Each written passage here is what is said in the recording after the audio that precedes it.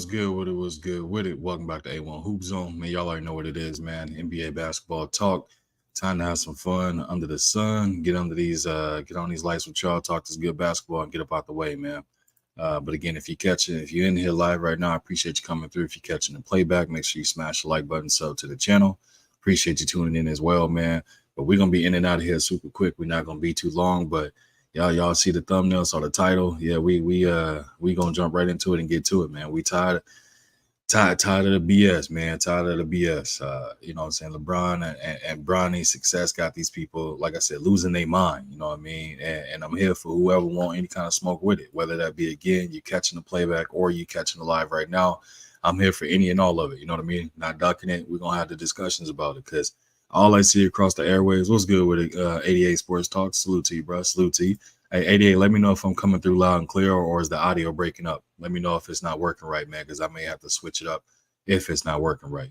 But again, I'll kind of actually, I probably should double check that, make sure that is working before I start cooking. I did that last time, man. I was about 10 minutes in thinking it's just going because people are saying something in the chat, but nobody's telling me that the audio not working, bro. I'm like, oh, come on, man.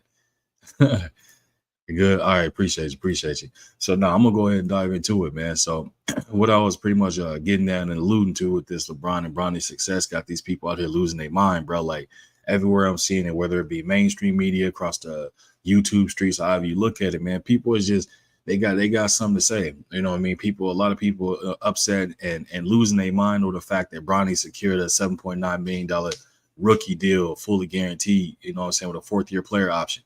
What's good with it, T? Salute to you, bro. Salute to you. Appreciate you coming through. A lot of people don't like that, and I was like, you know what, man? I'm tired of the bullshit. I'm tired of it. So I'm tapping into it, and whoever wanted can get it when it comes to that. Again, if you're catching the playback on it and you got something to say, leave it in the comment section. I'm happy to respond in the comment section. If I need to, I'll pull up a second live and jump into it that way. But it's a lot of hate, and I think it's more so because people that look like me, how are people upset over a young man that a lot of people slept on in 1 year's time frame. Like I stated before, this young man had a heart complication, had heart surgery, was out of college basketball, worked his way back into some type of health, collegiate health, because they allowed him to come back and play some games. So he played in some college games, and then he turned that around and manifested that into being drafted in the NBA. And then people sleeping on the fact that, okay, he got drafted into the NBA off of his own merit. Of course, his dad opened the door for him, but his dad wasn't the one in the gym making those shots for him. His dad wasn't the one in the gym doing those drills and the vertical leaps for him. You know what I'm saying? The only thing he can do is open the door for him. You know what I mean? What's good with it, Daniel Barry? He said, Fire Rod Palinka. Yeah, a lot of people saying that too. 88 said, he here now and ain't that shit they can do about it. Yeah, and that's the thing, bro. What's good with the DP? Salute to you, man. And my whole thing about it is that people don't realize that, bro. Like Bronny put in the legwork.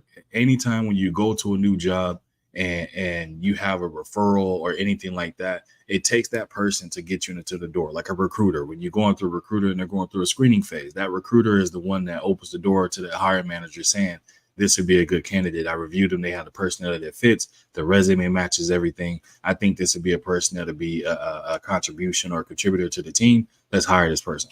Same thing goes in the NBA, bro.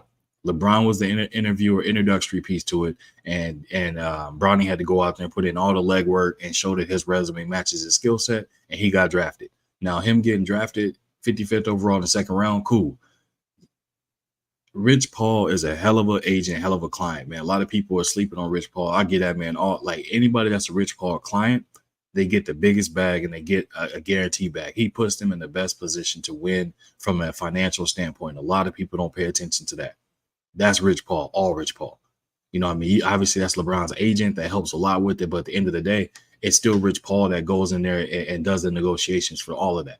So for me, when I see him getting 7.9, fully guaranteed with the 4th-year player option, that's Rich Paul. That's his agent doing his agent is supposed to do, securing the bag, getting the best interest at heart for his client, and him being able to kind of go from there. And a lot of people was up in arms and losing their minds over it, then saying LeBron is swinging his power around and yada, yada, yada. Like all this hate. I'm not even a LeBron fan like that. I'm a Kobe guy. Anybody that's if you're new to this channel, I've said it before and I'm telling you now, I'm a Kobe guy. That's who I rock with. But as far as like LeBron, I don't hate on LeBron either. You know what I mean? I'm just not one of those people that's a blind, like, like over the top with it and stuff like that. Right now, all you see in the mainstream and again on the social media outlets is people just hating on LeBron and every step, every turn, and things of that nature, not realizing that you are witnessing greatness that you're seeing from LeBron. You are witnessing somebody that's going into their 21st or 22nd season, playing still playing at an extremely high clip, probably 90% better than a lot of these players we see in the league right now. Has he lost a step? Absolutely. You'd be a fool to think he hasn't. And that means you don't watch the basketball if you don't think that he hasn't lost a step. It's clear as day he has. But for the rest of it, how is it this man is approaching 40 or going into his 40s this year, matter of fact, and he's still better to outplay better than some of these guys in their 20s and early 30s? Like, come on, man, make this make sense. The hate is unwarranted. The hate is unrealistic. The only thing you should be hating on if you're going to have a hate towards LeBron is just saying that he a diva out there when crying for calls. I can give you that. I'm not going to go back and forth with you on it. But the rest of it, when you look at this dude's career, like ain't much to say. There isn't too much of a blemish. He erased the one blemish he had when he was with Miami and they lost to Dallas. Dallas had a hell of a game plan, hell of a team, and they just outsmarted them, plain and simple. We've seen that in the case when the San Antonio Spurs, another team that nobody looks at as anything. The San Antonio Spurs equals paint drying on the wall. But guess what? They do a hell of a job and it becomes a Mona Lisa or a masterpiece. And we've seen the Spurs have captured numerous championships, tons of success, winning franchise, one of the historical franchises in the league, led by a coach that's a Hall of Fame coach who I'm pretty sure he's going to get inducted into the Hall of Fame while he's still coaching.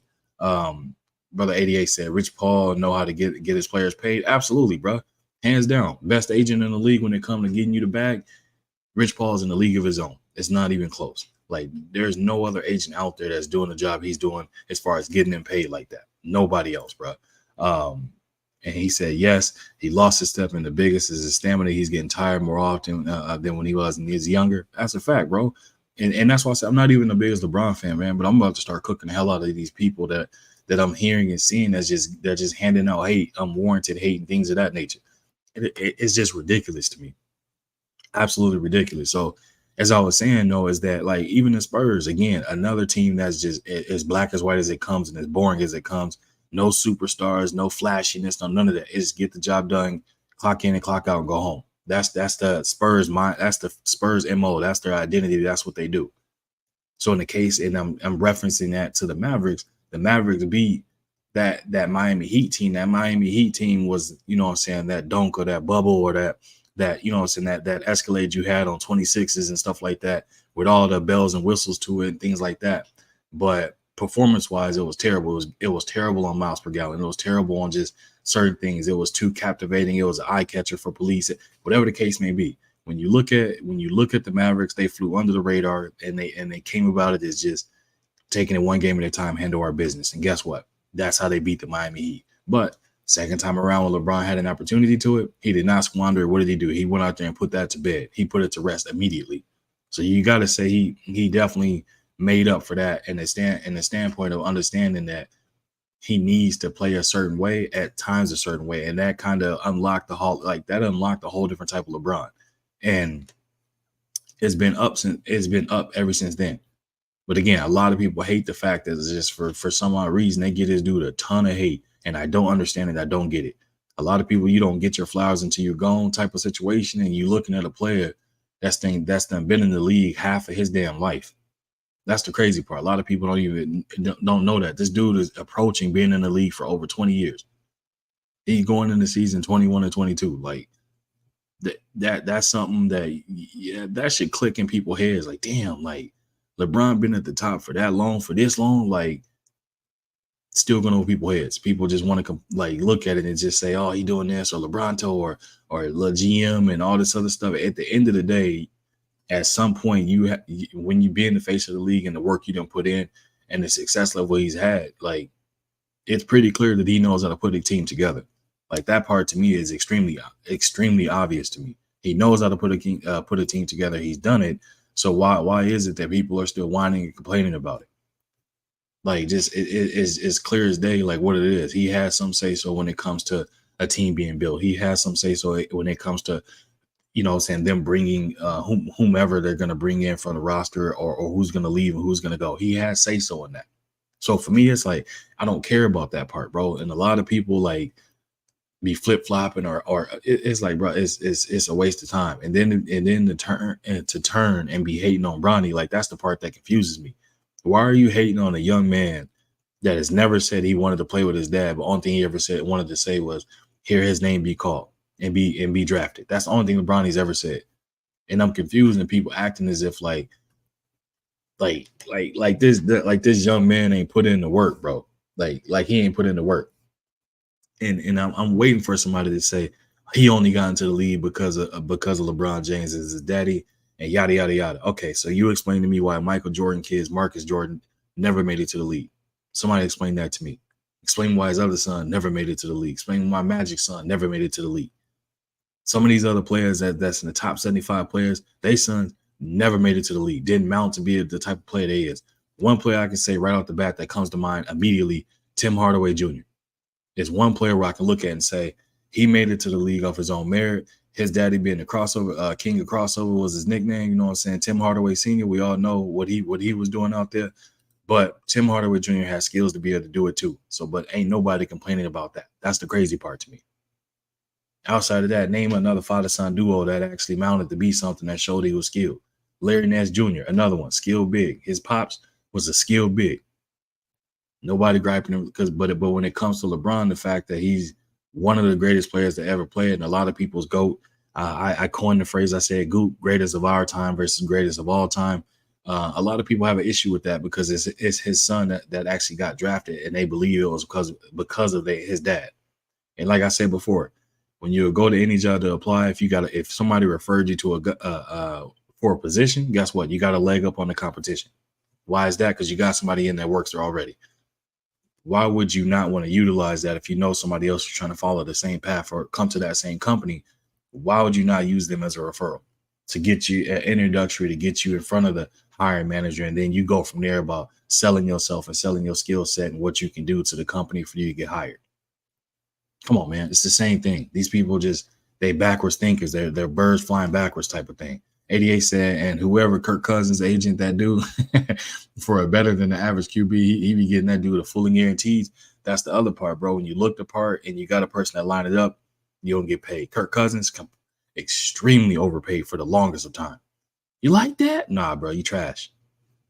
No disrespect, but trash.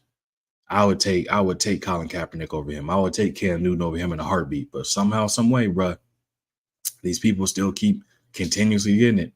You know what I mean? Hell, even what's my man's name? J. Cole twin, the lookalike. He just left. Tobias Harris going to Detroit. The bag he just got for a 2-year deal after just robbing the Sixers multiple years in a row. That's another agent that deserves Agent of the Year.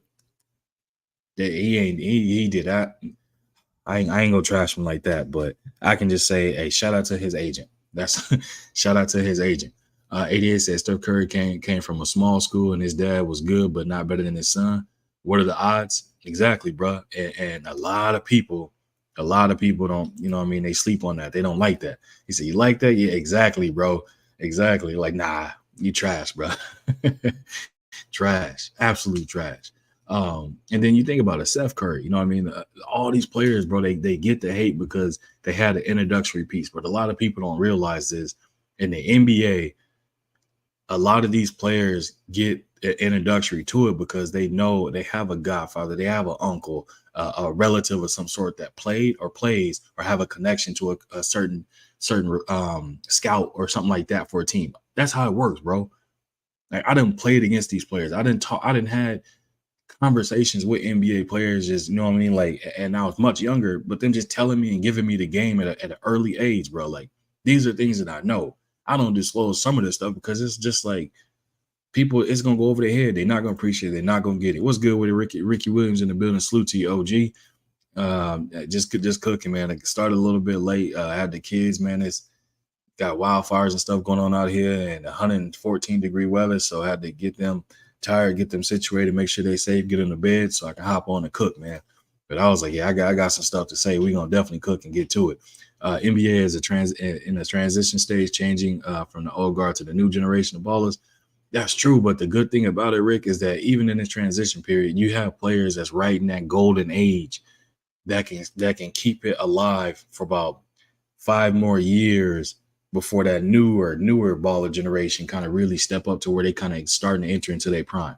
Because right now, I think we seeing a Jason Tatum, Jalen Brown, Luka Doncic. We seeing a De'Aaron Fox. Steph is still right there, can get hell of a player. Still can give you everything he give you.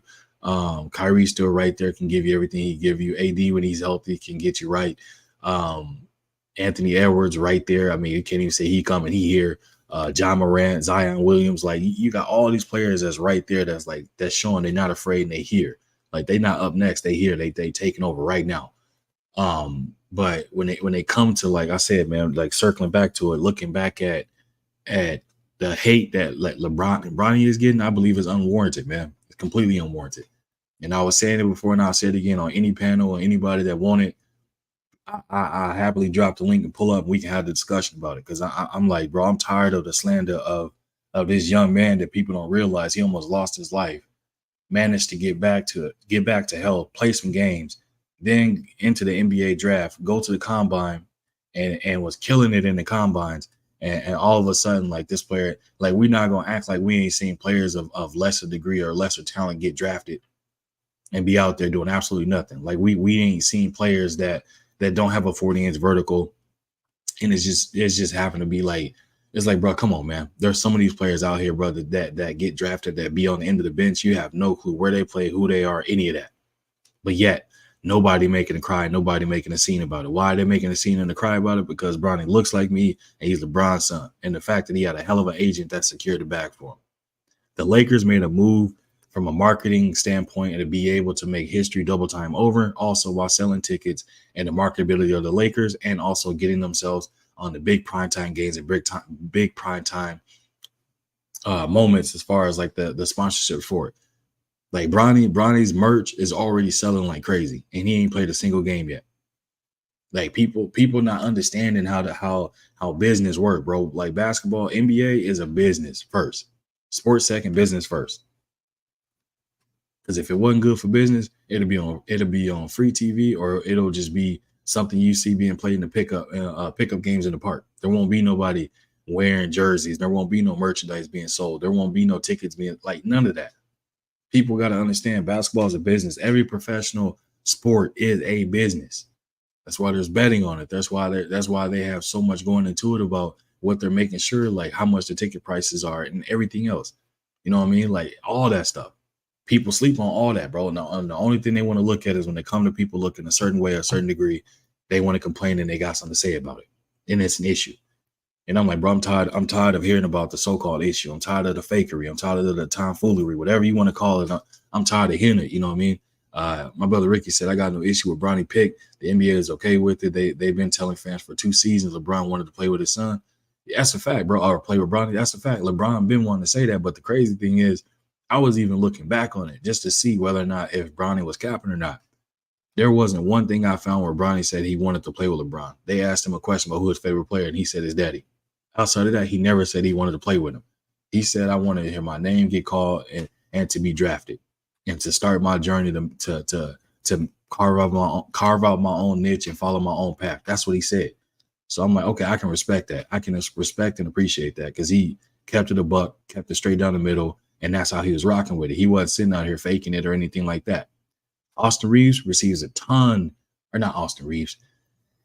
I keep giving Austin Reeves some goddamn free promo, man. That dude gonna have to pay me or something. But Austin Rivers, Doc Rivers' son, bro, he hated the fact that he had to play with his dad. Absolutely hated it. He did not like it whatsoever. If you think I'm lying, go pull up an interview. And if I wouldn't get a copyright strike, I would pull it up and show y'all the thing where he said it himself. He did not want to play for his dad. He hated the idea of playing for him because even if he did not get any type of special privileges, players and everyone else alike was going to believe that he did what? Got special privileges from his daddy. If he got extra minutes or if he was playing, guess what? They was going to say he was favoring, you know what I'm saying, his son over the rookie or his son over this player. He did not want to play with his dad. If it was me personally and I was in the league and my pops was in the league, whether it be in a coaching position or a player position, I wouldn't want to play with his ass either. That's just me being honest. I would not want to play with my pops. Why? because I do not want nobody saying the exact same thing Austin Reeves said. I worked my butt off to get here. Sure, he might have had play a part as far as getting me introduced or getting me my foot in the door. But everything else, I want to build it off my own back. I want to build it off my own merit, my own name. That's the type of time I'm on. I'm not on any time where something's given to me easy, because you can tell the difference of people that work hard and they appreciate the journey versus the people where everything's handed to them and they don't know what the grind is. They don't know how to appreciate the grind of what they learn or what they learn along the way, whether it be losses or lessons. They don't know what that means. And you see a lot of that everywhere. What's good with the PGA's big dog? Salute to you, man. Appreciate you coming through. And you see a lot of that everywhere. This can transition. What I'm saying to y'all, this transitions from not only basketball to every other sport you can think of. Every other sport. It's literally the same thing. When something's handed to you, you can tell the difference of what's handed to you versus what a person grinded and worked for it and they put in the work to get there. You can tell the difference. Absolutely, you can tell the difference right off the bat. No matter what sport you're talking about, you can tell the difference. And that's the type of time I'm on. I appreciate the grind of things. I appreciate working to get towards something. I don't want nothing to be handed to me. I don't want no situation where I'm sitting here having a double look or double take at something because I know something was given to me and I didn't earn it. When you didn't earn something, you don't appreciate it. You know what I mean? You look at it different. You look at everything else like entitlement that it should be given to you. And when I look at Bronny, I don't see that.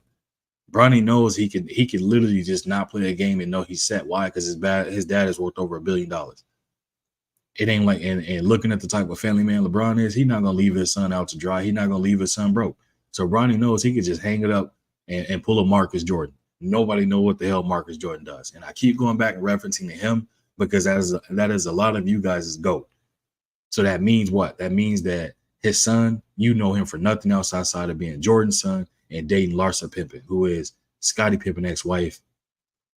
Plain and simple. Scottie Pippen's ex-wife and one of Future's little bang outs he used to knock down. And that's no disrespect or anything like that. It's just the facts are the facts. What do you know Marcus Jordan for? And I wait for anybody to Google it and tell me. Nobody know him for nothing. And shout out to him. No, again, no hate or no slight. Just using him as a comparison tool to what I'm talking about. So for me, yeah, I'm tired of BS. So if I see it, I'm calling it, and I want all the smoke when it comes to it. My next little topic, though, that I was kind of transitioning to, like free agency, just talking about that a little bit. Free agency has been absolutely wild, man. We saw the latest domino that just fell, man. We got the instead of the Splash Brother, now Steph got a buddy. He got a Splash Buddy instead of a Splash Bro. Buddy Hield signed with the Warriors. What does that mean? Buddy Hield's going to keep you honest. He is a knockdown shooter as well. Definitely, if he gets it going and gets hot, he can shoot off the dribble and he can catch and shoot. So for me, bro, it's one of them things where he's not Klay, but at the same time, bro, he can get hot like Klay. If you catch my drift, you know what I mean. It's Klay, we all know he didn't need a lot of dribbles. Klay is complete catch and shoot. He don't like he had, what was it, 30 over 30 points on 11 dribbles in the game. Like when the hell was the last time you seen something like that? Like it's wild to me. It was good with a G5. Salute to you, bro. Salute to you. He said, the chat fan, I'm live as well. I'm here though. I appreciate it. Now, I didn't even know. I started my joint late because kids and was out in this hot weather and this damn wildfire that's going on over here. So had to move around a little bit, grab some things, get back home, get them to sleep so I can hop on the live. So yeah, I didn't even know. PJ's Big Dog said, we know Marcus is big as being the biggest simp ever. Exactly, bro. That's why I said nobody know him for nothing else. But you know Bronny for what? Being LeBron James' son, and he can ball a little bit. His MO of what people saying his reputation is he is a decent, if not better, shooter than his pops was, and his defense is right there too, where he has the capability right now. The scouting report on him is he's a 3-and-D guy. That's the scouting report on Bronny right now. Hasn't played a game yet. The scouting report is he's a 3-and-D guy. And the fact that he has over 40-inch vertical. And he works extremely hard. That's the scouting report on him right now. Marcus, know him for absolutely nothing. He played, if I'm not mistaken, is it FCU or FSU? One of them joints, man. He played there, and I have no clue what his stat lines are for anything. You didn't hear no type of promo. You didn't hear no type of publicity. You didn't hear none of that stuff about him. Is what it is, man. And you didn't see Jordan kind of doing the same thing that LeBron is doing for Bronny. You didn't see none of that. So to think some of y'all GOAT is a GOAT in one facet and only care about certain things. So I'm gonna leave it at that when it comes to that, man. PJ Big Dog said Buddy Hield is washed. He said stuck on the bench in Philly. He done, bro. PJ Big Dog. The crazy thing is, being in Philly, he just didn't get the opportunity or minutes. I guarantee with the Warriors, you're gonna see a resurgence of the Buddy Hield that played for what was it, Indiana or the Kings? I can't remember which one is more prime. I want to say I think it was it Indiana that was more prime? No, Kings that was more prime. Buddy Hield, whichever one that was prime Buddy Hield, I think you're gonna see that with the Warriors because it's gonna allow him to do what he wants to do, which is catch and shoot. It's gonna allow him to the ultimate green light to hoist up as many threes as he wants outside of not stepping on Steph shoes. Because outside of Steph, they have no other three-point shooters on that team. D Free, my brother, what's good with it, man? Salute to you. Salute to you. Appreciate you coming through. Outside of Steph, there ain't no other three-point shooters on that team, bro. So Buddy Hield is literally coming in to backfill Klay Thompson's position. So I think we're gonna see a resurgence of him getting back to his shooting form that he once had and knocking down shots. PJ Big Dog said Prime Buddy Hield was 3 teams ago, wasted money. Hey, bro, it's a lot. It's a lot of players. And again, one player and I hate to keep bringing this dude's name up because I feel bad, but we're gonna talk about it. J. Cole's twin, Tobias Harris, that was wasted money. Them Philly fans, bro, they wanted to trade that man for a crumble cookie. They wanted to trade Tobias Harris for a crumble cookie, bro. Like that should tell you something. That should tell you something right off the bat. That's absolutely tell you something. You talking about a crumble cookie? Like, yeah. That's wasted money. But I think Buddy Hield gonna fit right in with the Warriors scheme, their game plan, and how they play. I think he's gonna be all right. You know, we saw Paul George, and I dropped a video. I didn't get a chance to drop a video on the Buddy Hield one. I probably won't since I'm discussing on my live now. We saw the Paul George going to the Sixers. A lot of people saying, you know, are they the new big three? Are they the hottest thing over in the East? You know, can anybody stop them and this and that? I'm like, bro, first off, the Sixers got to stay healthy before they can try and put a big three on anything. You know what I mean? Paul George got to stay healthy and Joel Embiid got to stay healthy. Maxey going to give you what Maxey does. Maxey is an offensive scorer, and that's kind of where it ends. Energy guy and a scorer. He's not a rebounder. He doesn't play defense like that. That's just where it's going to end. PJ's Big Dog said Tobias Harris' agent is the real MVP, though. Got that boy another bag of fact. I would say whoever Tobias Harris' agent is and Rich Paul, they got to be tied for agent of the year. They got to be tied for agent of the year. Brian King Falcone, what's good with it, bro? Salute to you, man. Appreciate you coming through. Yeah, Tobias Harris agent and Rich Paul agent, Rich Paul, they gotta be agent or they gotta be agent of the year, agent of the decade. Matter of fact, them boys secure the bag for their clients in the craziest of ways, man. But yeah, we saw Paul George. So back to the Paul George thing. People feeling like Paul George is the missing link for Philly, right? So what does that do? That puts a lot of pressure on Paul George's shoulders. We've seen when it comes to him handling pressure that it doesn't bode well for him. The one time I can say he rose to the occasion was when he played for the Pacers and they was playing against that Miami Heat team. But he was just too young, but also at the same time, he didn't really have anybody else to truly come along with him. And he was going up against a three-headed monster in LeBron, D-Wade, Bosh. Like he was just outgunned and outmatched. But he was bringing it and he was giving them. That's where he made his name, you know, from that point. But him going to Philly, them Philly fans is going to destroy him if he comes there and he pulls a no-show. They're going to absolutely destroy him. The fact that he got over a $200 million deal, I think it was 212 to be exact. I'm just going on top of my head with it, but over a $200 million deal, and you come in there and you done said in the past that I owe. He told the Clippers, you know what I'm saying, I owe this organization a championship. That's the reason they came to get me. That's the reason why I came. Talking yada yada. Like, bro, let's be honest. You haven't made it to the NBA Finals. You have not won a championship. You haven't been a part of a championship team.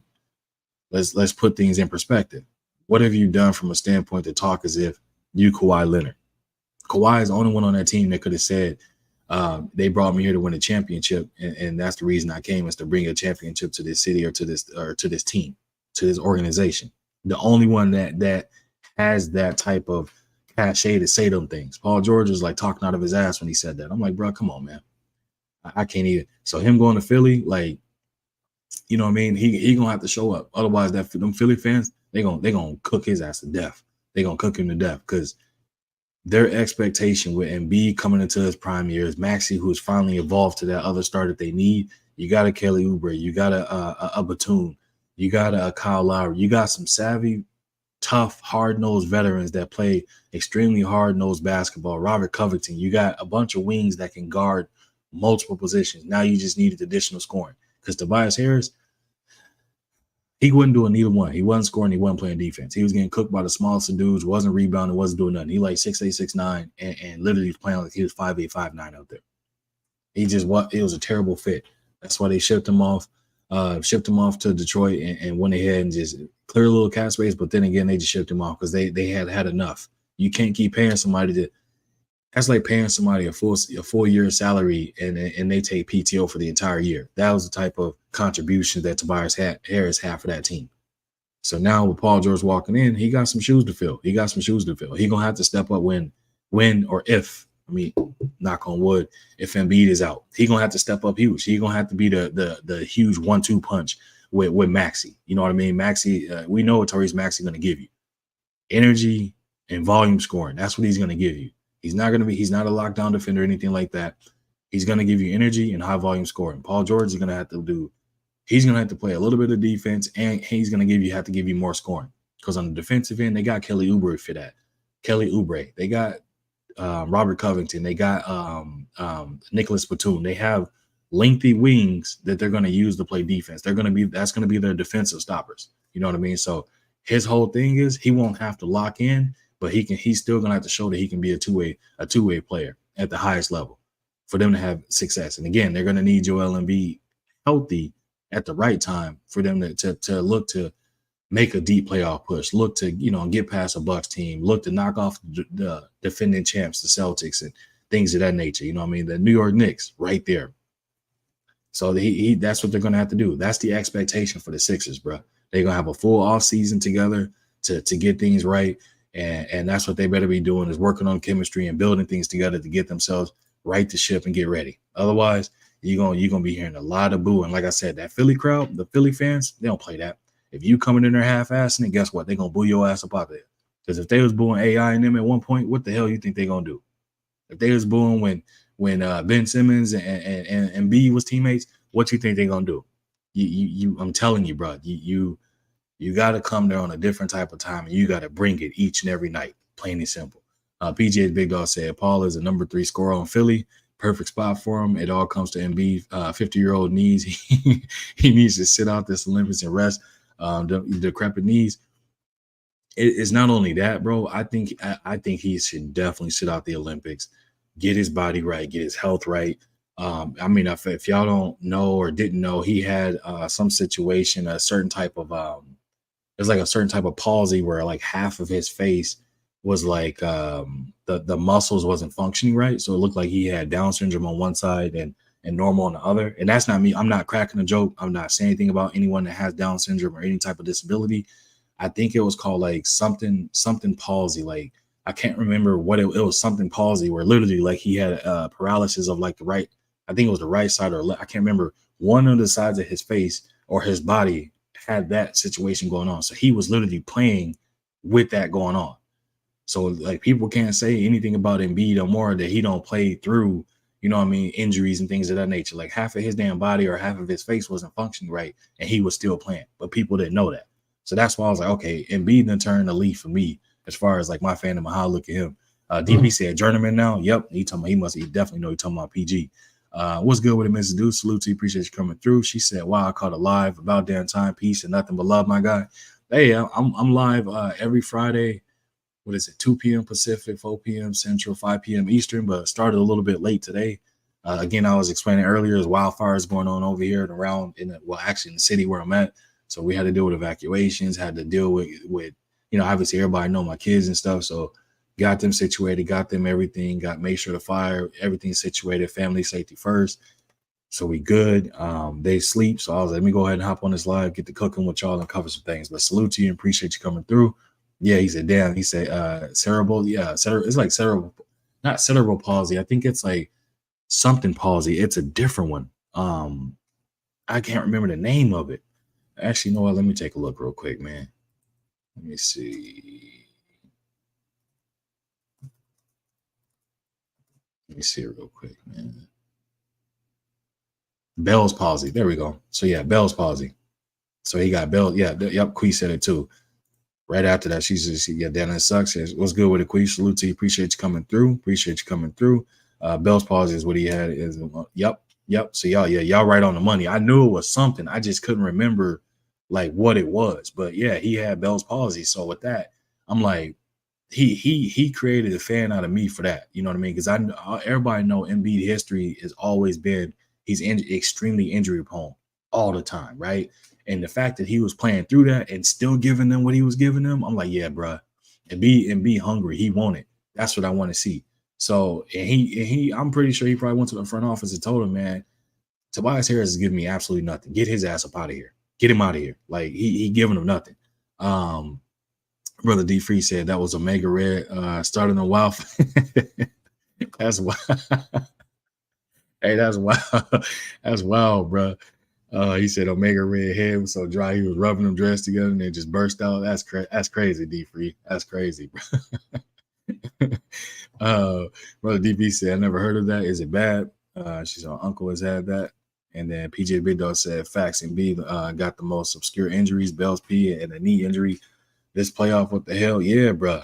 Yeah, it's one of them things, man, where it's like it's bad timing, as if like the basketball guys are saying, like, we don't want you to succeed or hit this point as a yet. We want to put you through this and that. You know what I mean? And I think it gained a lot of respect from a lot of people that was watching the game when they were talking about it, saying that he had that medical issue going on. And they're like, he still is doing the things he's doing, right? And then a lot of people literally was like, yeah, bro, like Embiid is with it. You know what I mean? Embiid is absolutely with it. Miss Just Do said he need to put his health first, man. Exactly. And he told me he want to play for Team USA. Like he denounced, I forgot which country he was supposed to be playing for. Was it? I don't think it was France. And he wanted to play for Team USA. I'm like, bro, that's overkill for, you know what I mean, Team USA, but your health come first, bro. Ask Paul George, would he redo it again after that situation when he had that? I think it was a practice, or was it a practice or a scrimmage they had when his damn leg snapped in half like a toothpick? Like shit, a lot of them players started rethinking that. They was like, nah, let me chill out for that a lot. Quee said DP it can be there and there's no cure. It's a neurological condition, facial drooping and everything. Yeah, DP. It comes and goes, bro. They can't do nothing about it. So it's like one of them things where it's like, you know what I mean? Like you gotta run it along that way. You know what I mean? DP said prayers for the uncle. Yeah, of course.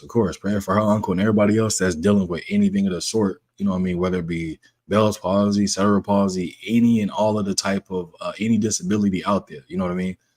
Definitely rocking with that for sure. Salute to you, Miss Just Do. She says support from the Just Do Boxing family. Now, salute to you. Appreciate you coming through and supporting the ground with that $4 super chat. Let me get you right real quick. Just look at this spectacular takeoff. He jumped over his head. Everybody that know, man, you go above and beyond for me. I go above and beyond for you. That's that Vince Carter clip. It's jumping over that 7-footer in the Olympics.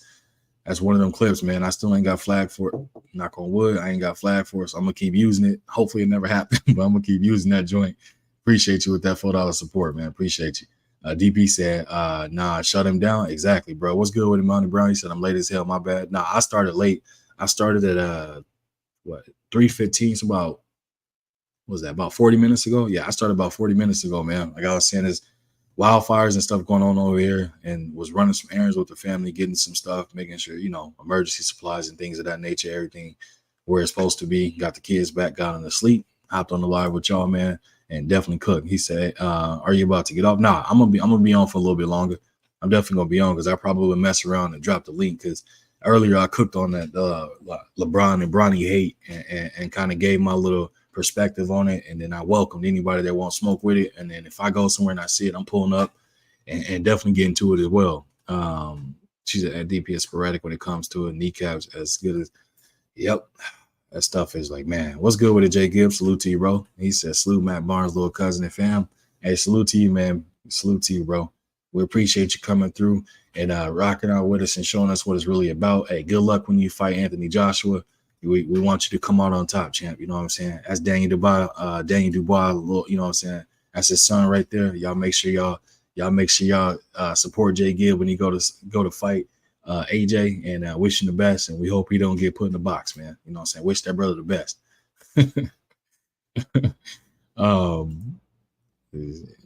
Love you, bro. What else we got in here? Y'all over here. Bronny play tomorrow. Yep.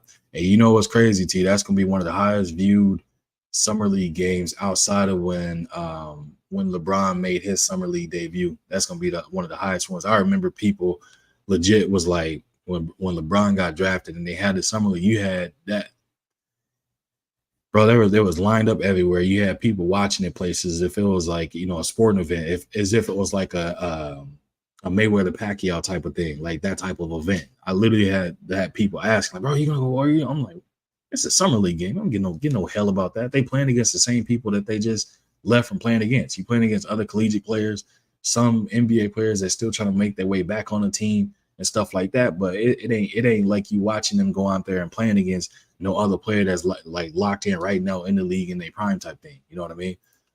That's what I was kind of getting at. Monty Brown said, I need that link. Yeah, I'm gonna definitely drop it, bro. I'm gonna definitely drop it for sure. I'm gonna get through my little, I think I only got one or two more things I was talking about, and I definitely drop it for y'all. Nah, I ain't gonna get him. I just had to fire one back since he shot me one with it. had to fire one back since he shot one at me, man. But yeah, DP is the summer league start tomorrow. Summer league start tomorrow. My bad. I guess I could have just answered that. Yeah, summer league start tomorrow, bro. What else is there going on? So we talked about Paul George. The Knicks, man, Knicks is going to be tough, bro. Knicks is going to be tough. Picking up Mikal Bridges, bringing him in, locking him in with them boys, man, having a whole reunion. I know in my video I was too excited when I heard about that pickup because I was like, man, I want to see what moves the Knicks going to make. And the next day I woke up to that news and I was like, oh, my goodness. I was saying that, I was like, yeah, UConn, blah, blah, blah. I'm like, bro, that's Villanova. I had to write that. I had to write that in my own notes in my book. Cause y'all all know, man, when I do a video, it's a one shot. I don't go back and do no editing or none of that. I do a one shot. That's it. So I had to go back in the comments and correct that because I said UConn. I don't know why the hell I was thinking UConn, but yeah, it was Villanova. They got the whole Villanova squad back together. Josh Hart, Jalen Brunson, Mikal Bridges, and DiVincenzo. I was like, damn, bro. And you know what's crazy is Julius Randle will be returning. I was talking to somebody else in my comments on it. We was not going back and forth, but having a good basketball conversation about how Julius Randle is going to fit in with this team, right? We all know it's Jalen Brunson's team and everybody else falls in line with that. How is Julius Randle going to deal with that, being that he is a product of Kobe Bryant? Now, we all know I'm a Kobe guy, but also at the same time being a Kobe guy, we know the type of time Kobe was on. If you're not open, shoot it. If you're open, shoot it. If you feel like you're not sure if you're in between, shoot it. You know what I mean? That's the type, like Kobe had that Mamba mentality. That Mamba mentality on that team has to go through Jalen Brunson, period. And that's what he's shown. That's what he does. Julius Randle, if he come out there and he's not getting the ball in 1 or 2 or 3 possessions or somebody hoisting up a shot, there's already clips showing, you know what I'm saying, the little handful of games that he did play, he looked displeased. He didn't look happy out there playing with that set of guys. So that's the thing where it's like, okay, like, you're gonna have to figure that part out, bro. Like, this is Jalen Brunson's team. There's no debating it. There's no ifs, ands, and buts about it. This is his team. You know what I'm saying? This is what you're walking into. I feel like if he does not shape the form and conform with that, they're gonna get his ass up out of there quick. They let what's my man's? I just did a video on him. The big that was playing there before. I can't remember his name. Actually, let me look at his name, man. I ain't gonna even do that to myself. Let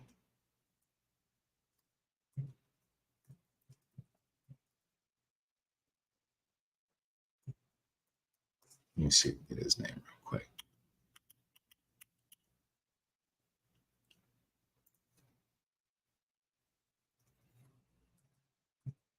No, it's let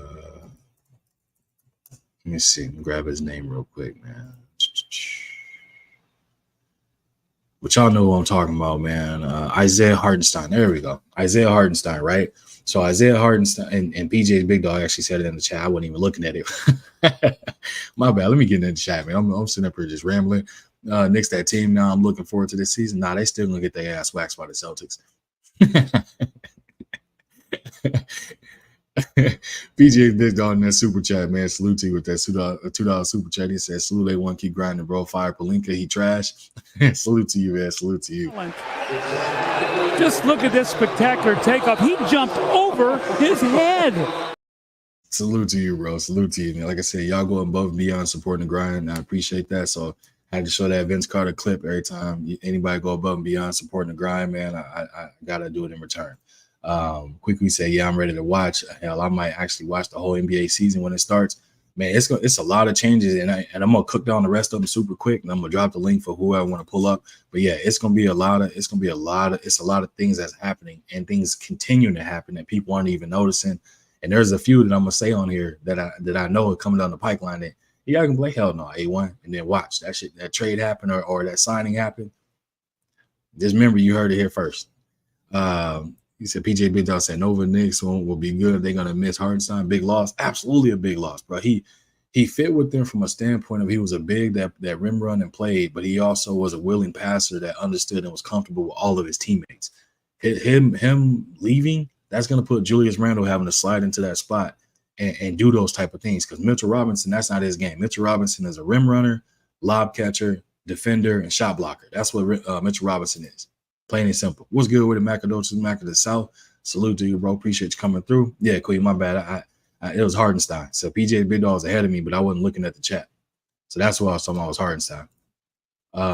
He is the big white dude that they had the tattoos.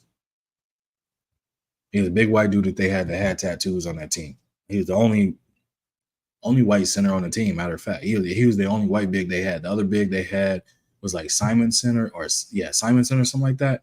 And then there was Mitchell Robinson. That was the two bigs that they had on that team. DP said half man, half amazing. Absolutely, bro. Every time I get a super chat or a cash app, anything like that, gotta drop it, bro. Because he going above and beyond dunking on old boy. So I don't have none of my basketball clips or anything like that. Otherwise, I play my own. And the one that I did manage to find that was like a video, and then it went through different you know how let's say like the iPhone 2 or iPhone 5 or the Galaxy S10 or something. Like it didn't went through transform like that. That man, the clarity of that video, bro, it's just me just shooting a three, like just pulling up on somebody. Bro, you can't make out nothing. Only thing you can hear was, yeah, E. That's it. Like you can see some figures. It almost looked like something from them static TVs from back in the day. I was like, nah, bro, ain't no way. I think I made it into a short, and I tried to see if YouTube could help me fix that quality of it. Nah, if y'all want to check it out, go for it. It's in my shorts. It's in the short. You'll see a short video. It's me at playing with some of my guys at a pickup joint, and he was just recording and telling us, I bet you won't pull up from here, and I freaking knocked down. Pulled up from like Steph range on somebody, just random as hell, just pulled up, and just knocked it down. And it's just kind of, he was like, hold on, like, bro, you know how I'm coming with this, man. You know exactly how I'm coming with this. Don't sit there and play crazy. Monty said Buddy Hield to Golden State. Yeah, I cooked on that too, Monty. I cooked on that too. What else we got, man? So I was talking about the Knicks. They're gonna be nice. They're gonna be right there. What else is a big one, man? What else is a big one? We all know Klay to Dallas. I ain't even got to bring that up. That was something that I was talking with Five with over a year ago before the season even started. And then I was saying that's going to be the perfect thing for them to do. PJ Big Dog said Denver is doing nothing. Window closed already? Absolutely not. We're still in the offseason where things can still happen, bro. And with Jokic going into the being reported that Jokic went into the front office and said, give me Russell Westbrook. That is real. That is real. Because right now, Russ with the Clippers, if the Clippers are smart, they would keep him.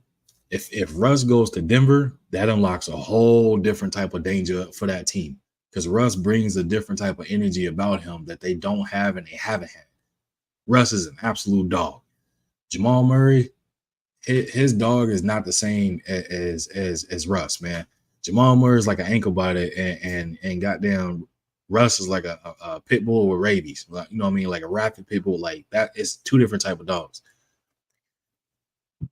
Because Denver lost Kentavious Caldwell-Pope to the Magic, which is, I think, the Magic, that's a hell of a pickup. Smart move. but they lost him to the Magic, a 3-and-D guy. And again, it's going to make a big difference. You'll see it.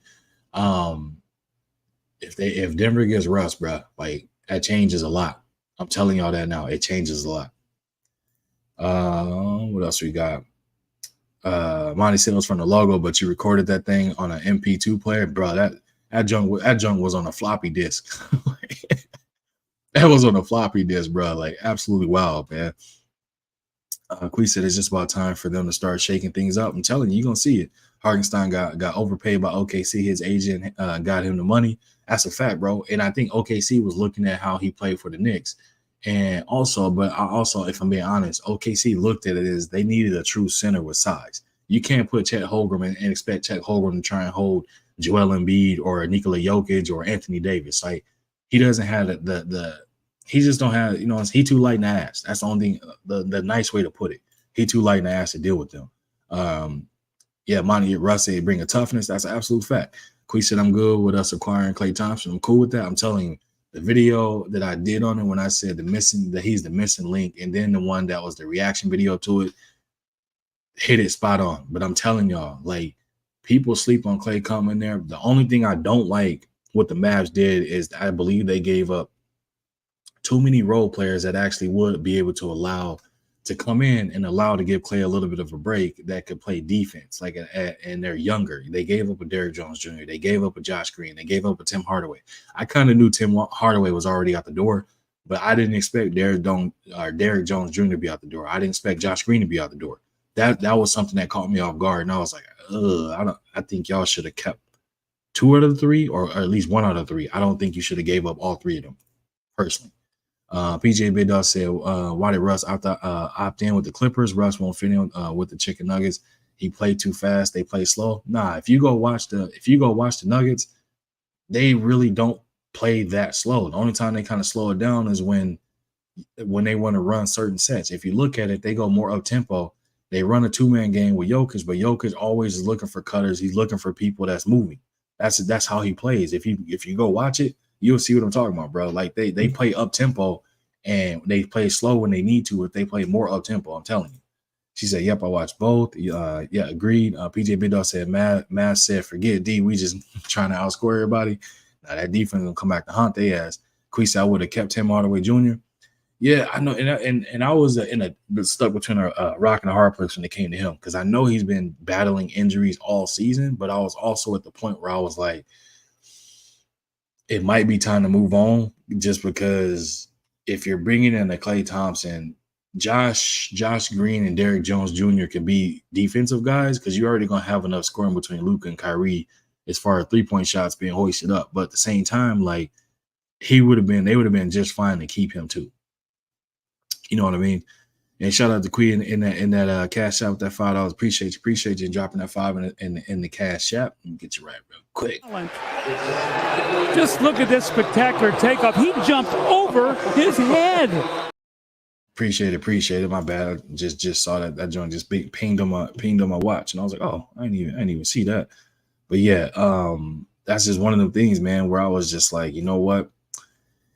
It was a hard decision to make, but they made it, and so we're gonna have to see how it pan out. For my Lakers,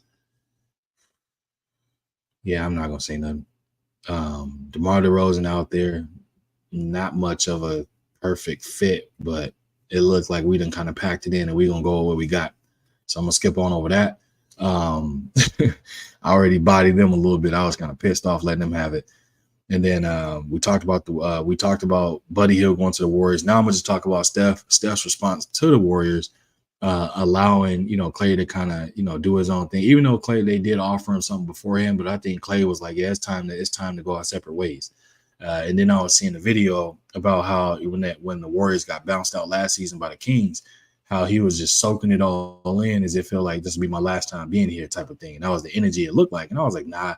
When I first saw that, because I was watching that game live, I thought it was just him just walking around like, yep, I'll be back. I'm gonna light y'all up next time I see y'all. But it was more of this is my last game with y'all. I'm just taking it all in type of thing. I was like, damn, that's crazy once you put that context and different part to it. Quee said, yeah, you need to wait to speak on the Lakers for now. Yeah, I already cooked them. I cooked them bad. And I was like, man, ain't nobody trying. Man, oh my God. PJ Big Dog said Pelinka about to just pull that Zach LaVine move. Horrible GM. Bro, I'll say this. If he was smart and Zach LaVine was open to be snatched from the Bulls, do it. Because what you have right now, as long as it's healthy, is you have a playoff type team. You have a team that can make it to the playoffs. If you get a LaVine that can take his time, rehab back through, get back to how he is and all that stuff, that's when you can see that needle being moved. Because Zach LaVine is a 3-and-D guy. It means Zach LaVine can create his own shot, can play defense, willing to play defense. He can do all of these things, bro. And I'm telling you now, that it'll be a difference maker. I would happily take it. Happily take it. Jay Gibbs said we signed JJ. Bruh, where have you been, Jay Gibbs? Man, JJ is I'm warming up to JJ being the head coach of the Lakers, and shout out to brother Moose Talk Hoops. I've been over on this panel a couple times talking basketball with him. Moose Talk, y'all make sure to go check it out. We talked about warming up to JJ because he's saying the right thing. He's a player coach. He's a former player that competed at the highest levels, didn't win a championship, but he also got one of the highest praises you can get from a coaching standpoint, and that being that the head coach of Duke, Coach K, said that JJ Redick is a hell of a basketball mind. He understands the game at a different wavelength level. And at some point, if he gets a coaching opportunity, he'll be a hell of a coach. That's high praise from Coach K, which a lot of players, past and present players, said Coach K is like damn near the GOAT. You know what I mean? When it comes to coaches, more specifically collegiate, but just understanding how to manage personalities and things like that. He got a lot of high praise from Coach K. A lot of high praise. Yeah, I was a little sleep on JJ, but then again, I was like, man, that's just going to be the next escape. That's going to be the next scapegoat. I don't really care about it. I just left it as it is, but it could turn to something else, bro. Like if it don't work out, we know he getting fired. Let's put it that way. If it works out, y'all know how that's gonna be. He gonna be the greatest thing since sliced bread. Phil Jackson ain't got nothing on him, and y'all know how that go. What's good? Just do a salute to you, bro. He said, big salute to my bro. Keep cooking. Best basketball channel on YouTube. Much respect, bro. Smash the like button. Family, appreciate it, bro. Appreciate it. Much love and appreciation for that. Let me get you right real quick. Just look at this spectacular takeoff. He jumped over his head. Appreciate you going above and beyond, supporting the grind, supporting the channel, bro. And shout out to my brother Jay Gibb in the Cash App as well with that $5 in the Cash App. Appreciate it, bro. Appreciate it. Much love and appreciation. Appreciate you getting me right. Now let me return the favor. Just look at this spectacular takeoff. He jumped over his head. You already know that's my favorite, probably one of, if not my favorite basketball clip to show. Because like I said, man, y'all don't have to, but y'all go above and beyond supporting me. So I definitely got to show something that shows my appreciation for that. G5 said, I told folks Klay was headed to the Mavs. Yep. That was something, like I said. I said it last year before the season even started, bro. If somehow, some way he ended up not making it with the Warriors and the Mavs be the perfect spot. We talked about it and boom, it happened.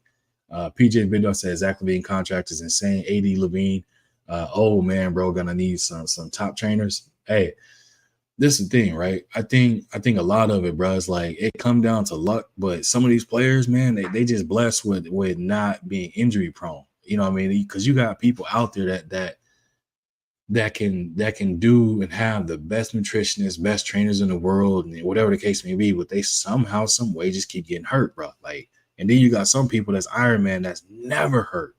You know what I mean? And it's like, it makes you think, like, what the hell is going on? Like, look at LeBron. LeBron didn't start really getting injured until he got the Lakers.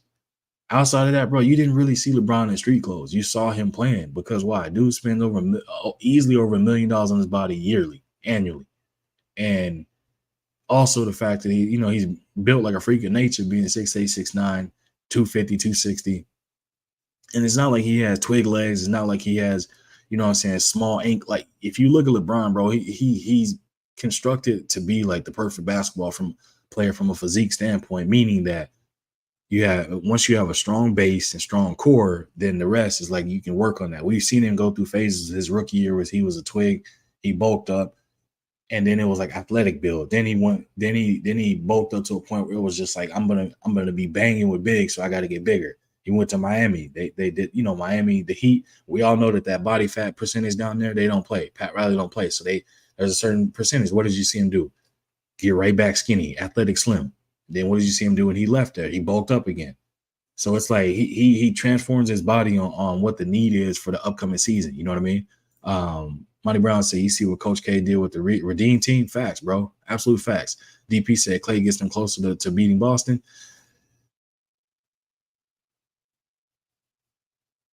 I would say it absolutely helps. It helps a lot. It helps like big time helps a lot getting close to beater Boston, but they're gonna need to have a plan in place to deal with Kristaps Porzingis. Because if he comes back and he's healthy, Porzingis is a different maker.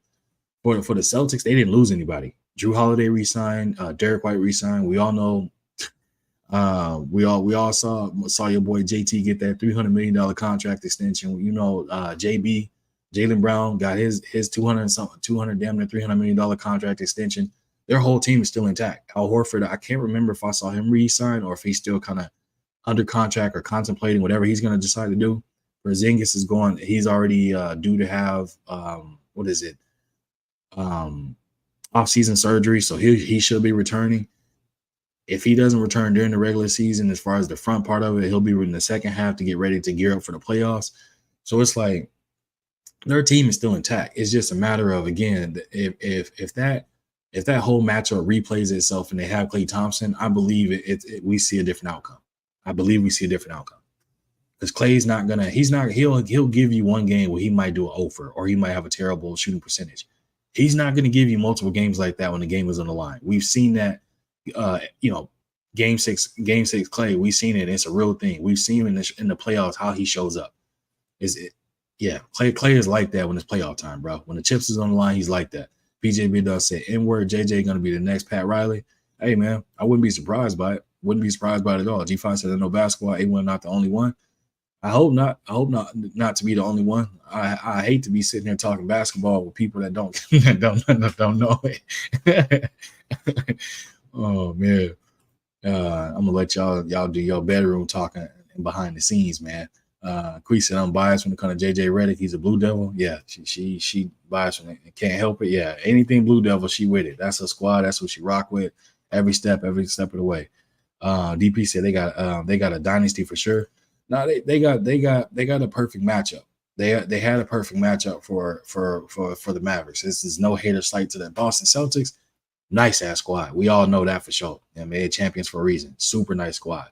But when you look at that matchup, it was one of them things where they were slightly they were favored. Let's be honest. They were favored. All the dominoes lined up for them. I'll say that much. I ain't gonna sit there and act like they definitely beatable. That's for sure. PJ Bidell said, man, does Boston have a salary cap? Yeah, they got a salary cap, bro. The owner of that team or majority owner of that team put that team up for sale. So he paid everybody out. Like, hey, let me get everybody. Hey, y'all want some? Let me pass it out. Okay, I'm selling the team. As wild as that is, bro, that's what he did. That's what he did, brother. Just do said, check the cash up. Oh, my bad. I'm sitting over here just yapping and not even paying attention. Salute to you, just doing that cash app. Once again, man, $5 cash app. Appreciate you, bro. Appreciate you hitting that cash out. Let me get you right real quick. Just look at this spectacular takeoff. He jumped over his head. I'm going to run that back one more time because I love seeing that. Just look at this spectacular takeoff. He jumped over his head. Boy, Vince Carter with it. Appreciate you going above and beyond, supporting the grind. Just do. Appreciate it. What D-Free said, I called from the beginning that Boston was taking it. I think the Mavs is definitely on their way. That's the thing, D-Free. Like, next year going to be wild, bro, in the East and West. In the East, you're going to have the Knicks right there. You're going to have the Heat that looking to kind of revamp some things. You're going to have the 76ers right there. You're going to have who else is over there in the East? I think the Magic picking up Kentavious Caldwell-Pope going to make a slight little difference there too. You're going to have the Cavs. They locked up Donovan Mitchell. Let's see who else they can steal to come there too.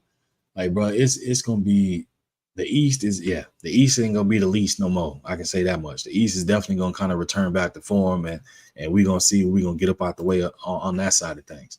DP said Larry Bird and Kevin McHale gonna buy the team, bruh. That's what I'm saying. Like he paid everybody and was like, all right, I'm putting this up for sale now. I was like, hey, now if somebody buy it, he made his money back. He ain't lose nothing, and he gonna get some extra on top of it. PJ Big Dog said the Mavs ain't coming out of the West this year. Memphis will be back too. Yeah, Memphis will be back, bro. But I think the West gonna have a little bit more, and Memphis gonna have to bring something else in to help them. I think John Morant and Desmond Bain and Jared Jackson.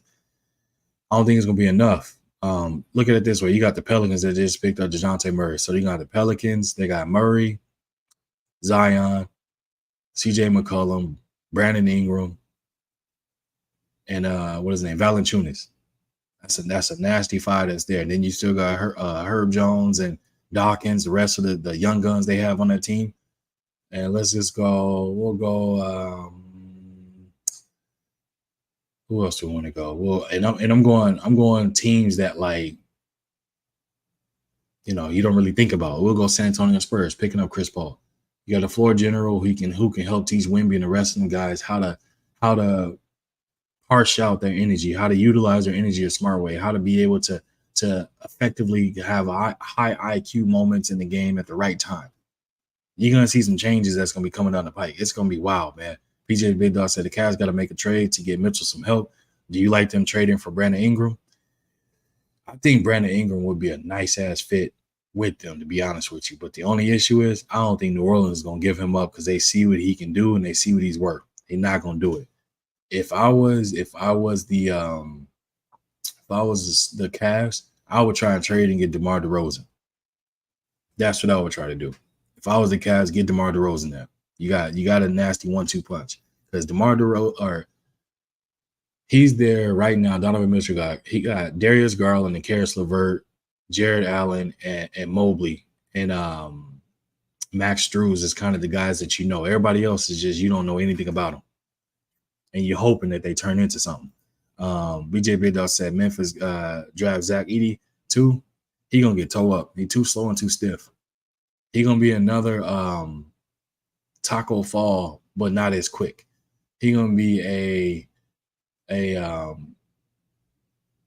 Roy Hibbert is who he's gonna be. Like that's who he reminds me of is a Roy Hibbert. I hate to say it, that's who he reminds me of is Roy Hibbert. If Zach Edey is the big from Purdue, let me look and make sure, man, before I start giving somebody that is the big from Purdue. Hell yeah. He gonna get toe up. He gonna telling y'all. You say hell no, trust me when I tell you, bro. Trust me when I tell you. He gonna get toe up out there. It ain't gonna be what y'all think it's gonna be. If you look at a big who is moving and playing stiff, it's gonna be a Roy Hibbert. What's my other man's name? Just thought of it. Only big I can say in the league right now who moves extremely stiff and everything is in slow motion, but he still is extremely effective is Brook Lopez. Brook Lopez has managed to become a knockdown three-point shooter, and he knows how to utilize his body and frame to be able to maximize it, bro. That's the only one I see in the league that can play like that and that can do something like that. But I'm definitely going to drop the link if anybody want to pull up. Definitely do, you know what I'm saying, talk this good basketball before I get up out the way. Link right there is pinned. DB said y'all gonna have him thugged out in the trap. He gonna be nice, but he can be nice all he want. That ain't gonna change up the stiffness. That joke's still gonna be stiff as hell. BJ Big Dog said I hate this new Euro game. Let the big man post up. Tired of seeing 7-footer shooting threes or going to the bench, bruh. That era of Shaq. Yao Ming was a stretch big. He wasn't even really a post-up player like that. He had a post game, but he can also knock down mid-range threes. But that era of Shaq and Hakeem Olajuwon and David Robinson, where they was kind of more post-present players, that's over with. That's 6 feet under. Hell, that's further than 6 feet under. That's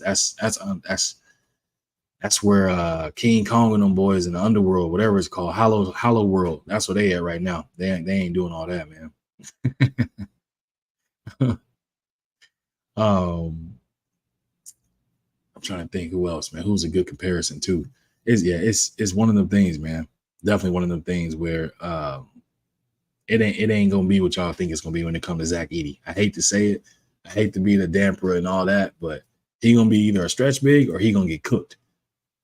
BJ Big Dog said Embiid and Joker are feasting on fake centers, bruh. Both of them feast on people that they feasted on each other. They feasted on AD and AD feasted on them. If there's a person that come in and he's slow, stiff, but he's a big, nah, he getting toe up. Zach game is Rick Smits. Rick Smits was getting dogged out too, bruh. DP, that's no difference, but here Rick Smits will get dogged out in this league right now too. It won't even be anything close to what we thinking it's gonna be. It's gonna be a situation where you're gonna just be seeing somebody getting tossed up. That's it. Tossed up left and right, plain and simple. No ifs, ands, or fun, nothing about it. You ain't no faking and shaking in the league. You can't, as a big, you can only be hidden for so long. If you can't play defense, you're gonna get exposed. And that's the thing. That's part of the game plan. That's part of what they look for. If you can't play defense, you're gonna get exposed. Plain and simple. Plain and simple. DP said, yeah, the league is different. Facts. I'm telling you, bro, all facts. The league is absolutely different. Just like how we see on this YouTube thing, how it's different too, how stuff done switched up from what it was a year or 2 years ago. Hell, I don't even remember. I started doing YouTube, but I think this is going on my second year. Yeah, this is going on my second year of doing YouTube. Stuff is so different now, bro, from what it once was. It's mind blowing. But one thing that ain't different, this guy, same person. Ain't no changing up, ain't no switching up.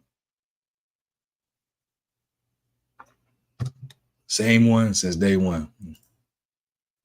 PJ's Big Dog said Jaren and Edie gonna be punching shots back. Watch. Only thing that Edie gonna be punching is he gonna be punching the clock.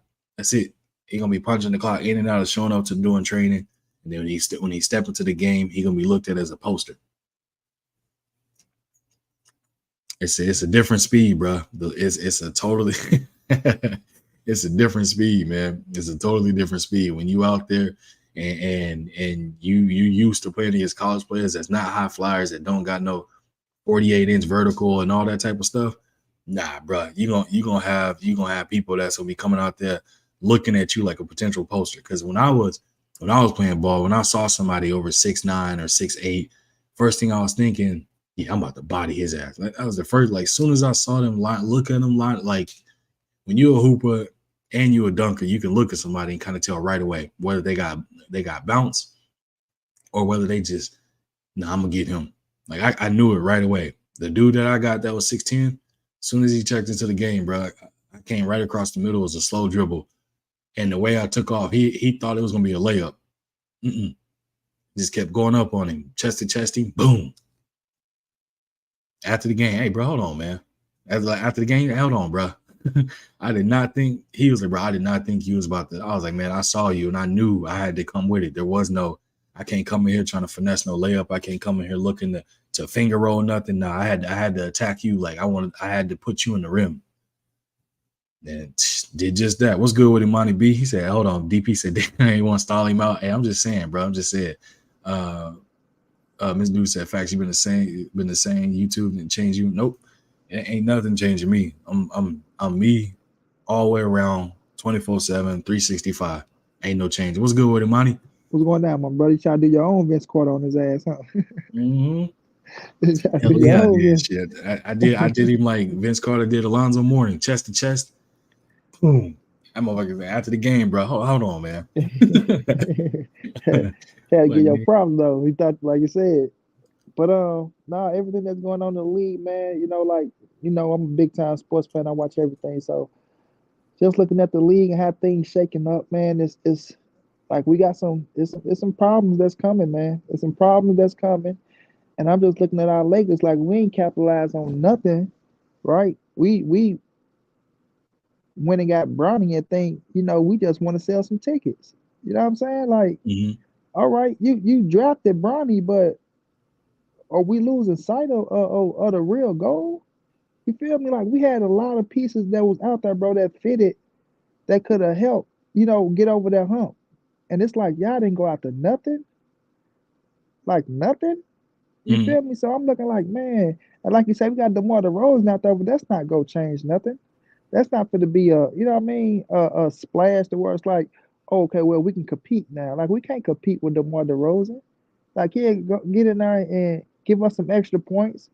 I like DeMar DeRozan. Don't get it messed up, right? He a Cali kid, but it's like, bro, that's not gonna change. That ain't a splash. Like if they could have got Klay, and I thought they would have went heavy for Klay Thompson, bro, because I remember they was talking about getting him the one time when he was talking about leaving the Warriors.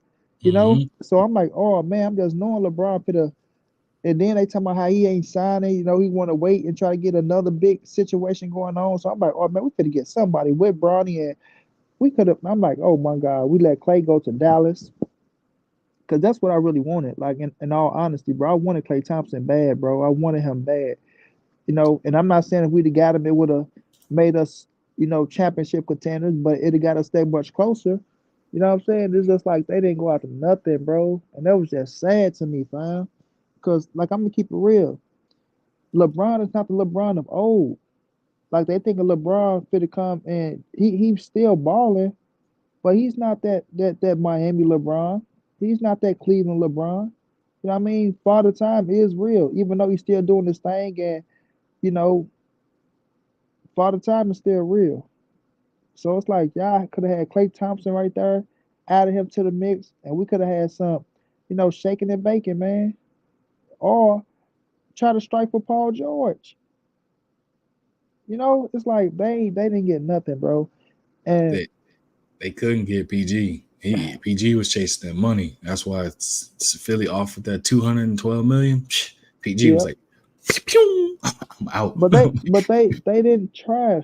You know what I'm saying? They didn't try. But don't get me wrong, he wasn't turning down what Philly offered. You Hmm. feel me? And that's why Golden State didn't get him neither. And this is what people got to understand with Klay Thompson and Golden State. He was going to sign back with them, right? You know that, right? He was going to sign back with them. You know what they told Klay? They said, wait 1 minute, because we trying to get Paul George. What? So y'all telling me, okay, y'all go, they not go sign him if they get Paul George, right? He gone, but we're going to wait to see if we can get Paul George. If we can't get him, then we'll come back and make the deal. Like Klay, like, oh no, I'm good. I'm gone. Y'all like y'all, and they so dirty for that to me. Like Golden State Hmm. is so dirty for that to me, right? So I was talking to a few Golden State fans, and they, well, they pay him when he was hurt, and they pay him well, they pay him for what he did, right? They paid, remember the 2 years where he was injured and things of that nature. He Hmm. came back, got the contract, right? Okay, but still, they had 3 rings. Like they paid him for what he did. Now he still came and had a good season, and he still holds the team together. Like this is the Splash Brothers over here, the Splash Brothers, and that's Klay and Steph. And I'm not leaving Draymond out because that's the trio. But people come to see the Splash Brothers, man. You know what I mean? That's what built that thing. That's what Mark Jackson put together.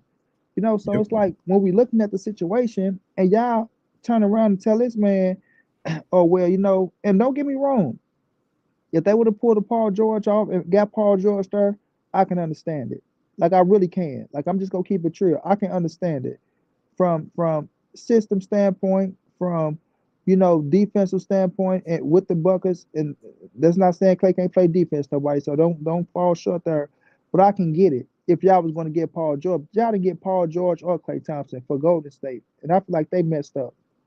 You know what I mean? Y'all brought in Buddy, right? Buddy can get you some buckets, but Buddy ain't no straight starter, and that's gonna give you what Klay. If that's the case, y'all man, the Golden State blew it.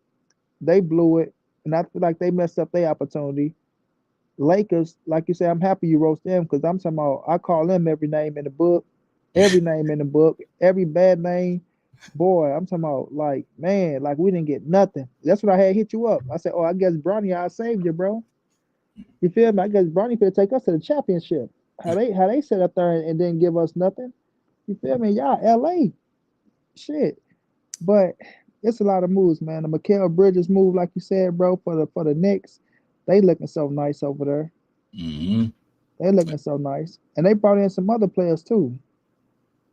Oh yeah, they still and I wasn't gonna speak on they still gunning at the one more name, Yeah, and I was like, nah, bro, don't hell no. The Knicks better not pull it up. But to speak on to the two things you said, right? So for the Lakers, not making no moves as of yet.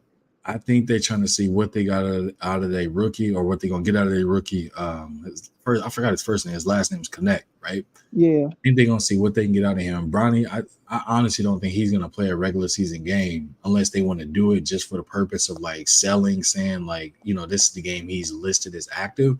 Otherwise, I think they're gonna put him through the whole developmental process that they normally do with their rookies type of thing. For the Warriors, right? Yeah, they offered Klay some money prior, you know what I mean, prior to, you know, free agency and stuff like that. He turned it down and stuff. And then I think with Klay, he was like, hold on, bro, like it was I think with 40 him, for it was 40 for 4. He had first that he's gonna get 48 for 4, right? But they got to negotiate.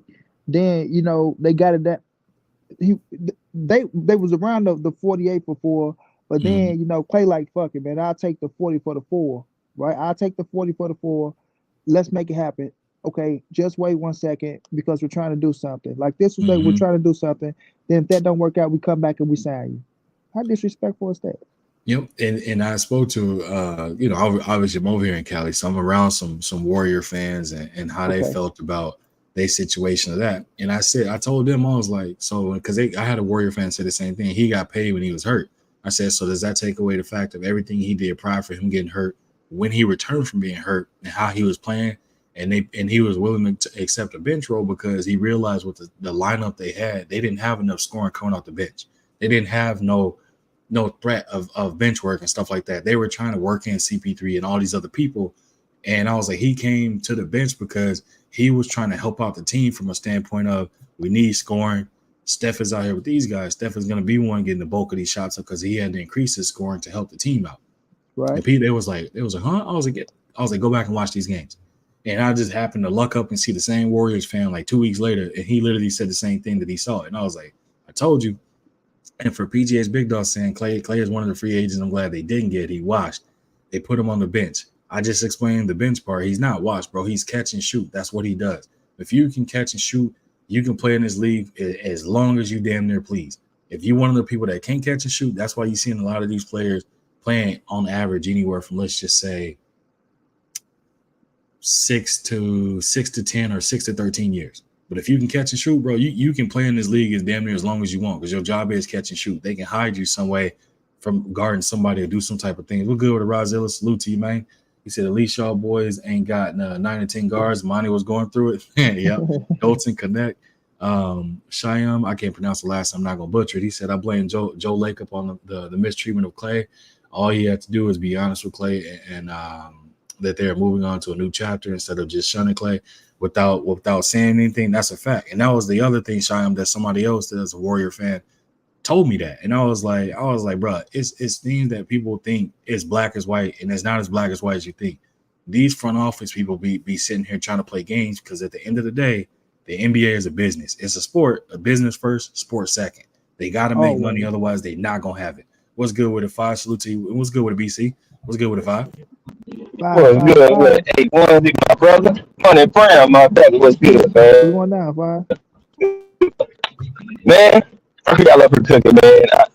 I've been laughing at this Klay Wash situation. You know what I'm saying? Yeah. Never use the word wash with Klay Thompson, bro. First of all, he's never been the number one option on the team. Never. I mean, let's just keep it a book.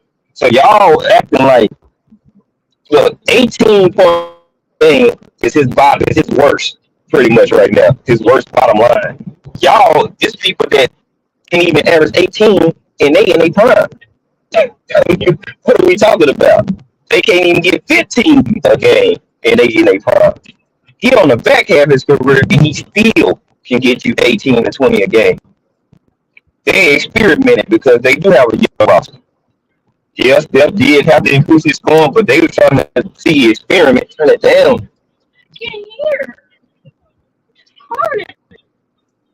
Oh, hurt. So I'm looking at it like this, man. Everyone say, watch, look at the situation you're going to. That's not Derrick Jones over there in that corner that's shooting. No disrespect. Talk to him. You compare him with PJ Washington, and we got Quentin Grimes. He was averaging double digits before he went to Detroit, and he got injured. He's known as a 3-and-D guy, just like Klay.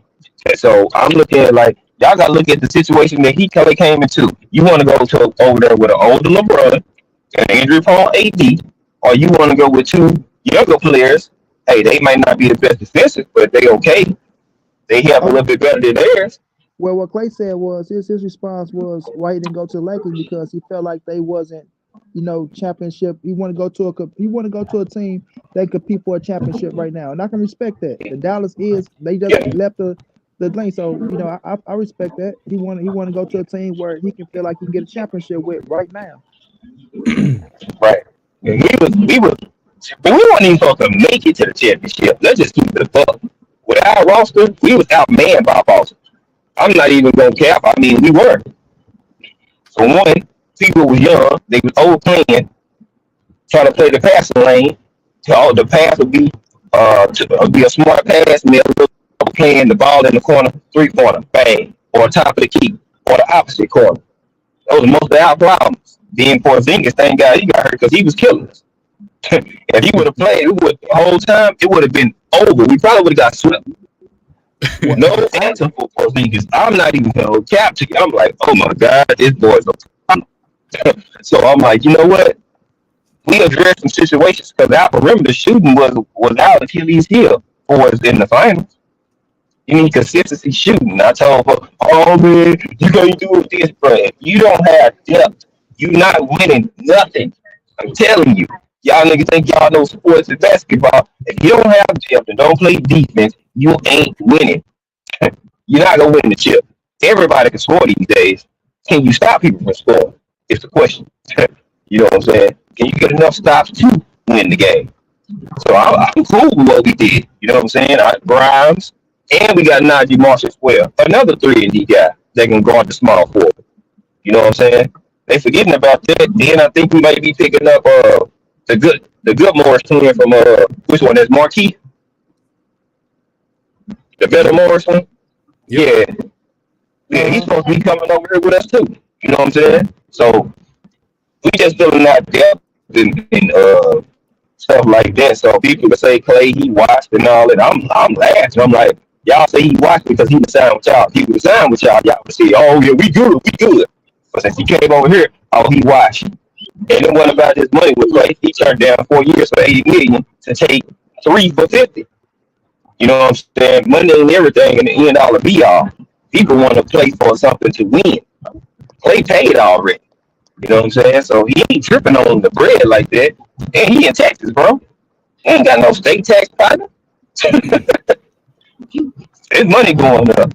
But I think that we need another piece. You know what I'm saying? So I think we need a dominant big that's offensively minded and sound. We got the two-way. They can get buckets, but they play defense and rebound. We need like an AD type of person. Y'all name Vucevic like Chicago. That wouldn't be bad. Shoot. I even take a person like Bam. You know what I'm saying? As long as if he a power forward or a center that can get buckets. You know what I'm saying? That's what I'm like. We need somebody that's in the paint that they fear. Now when our shooters start to make people have to double up or come out, now you got a one-on-one with this guy or this guy. They double up, keep swinging the ball, you know? So the West going to be interesting, the East going to be interesting. I wonder what they're going to do with Zach LaVine. Is anybody going to pick him up in this trade? Or now the Rose opted out, said bye-bye Chicago. So it's like, what's up? Hey, you see, Rodzilla. Oh, yeah. Yeah, I'm laughing. Oh, yeah. He gonna be live out here. Kyrie and them gonna show on the ropes, but I wonder where DeRozan gonna go. I don't think the Lakers got enough bread to get him for what he asking for. Don't be surprised if he go back to San Antonio.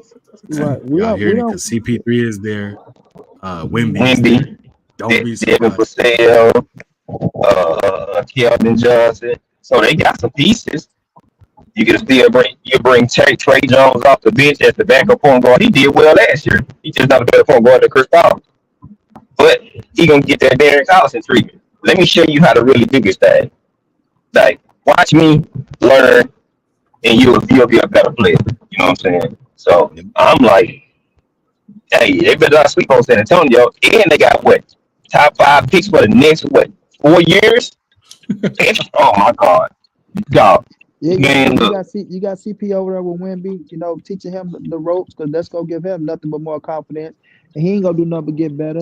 And when you just said that, DeMar DeRozan fit good with that team, bro. And I'm gonna say this too, Five. When you said that, the Dallas wasn't supposed to be there, A1 said that they gonna be there, because I kept telling A1 that they was gonna lose. He's like, shit, they come back, they gonna win that shit. But I look at DeMar DeRozan with that Celtics team. Those are the type of players they need over that way. And if they do grab them up, that'll be a hell of a move, bro. That'll be a hell of a move. Yep. But when they put the on them. Look, PJ Bid just said, will Luka try to play when he try on D this year? Klay not a defensive player anymore, and Kyrie not a defensive player. PJ Big Dog, I hate to say it, but you're definitely wrong. Kyrie made it a point to put a point of emphasis this year to play defense in the playoffs, and he said it. That's what he focused on. That's what he did. Luka is the one that has to get. I think he has to get his conditioning right. Also, he had a little injury. That's no excuse, but he got to get his conditioning right. There's a montage of plays where you can show Luka kind of like wanting to make the defensive play, but he just didn't do it. So man, me, it's like, words out my mouth. Klay can still play D. It just he right now. The thing is, he can play defense again as long as it's not the other team's best player. That's what you got. That's what they had a Derrick Jones Jr. for. That's what they have a PJ Washington for. Somebody who can guard a 2 through 4 type of thing. So they're gonna be able to hide him. Shyam said, and I apologize, brother, if I'm pronouncing your name wrong. I don't want to say the last name. I think it's Natarajan. He said, I heard Sacramento's going after DeRozan. I wasn't gonna say it. I was gonna keep it under wraps, but that'd be a sneaky good pick too. And I know PJ Big Dog said the Kings got to do something to get Fox in there as well.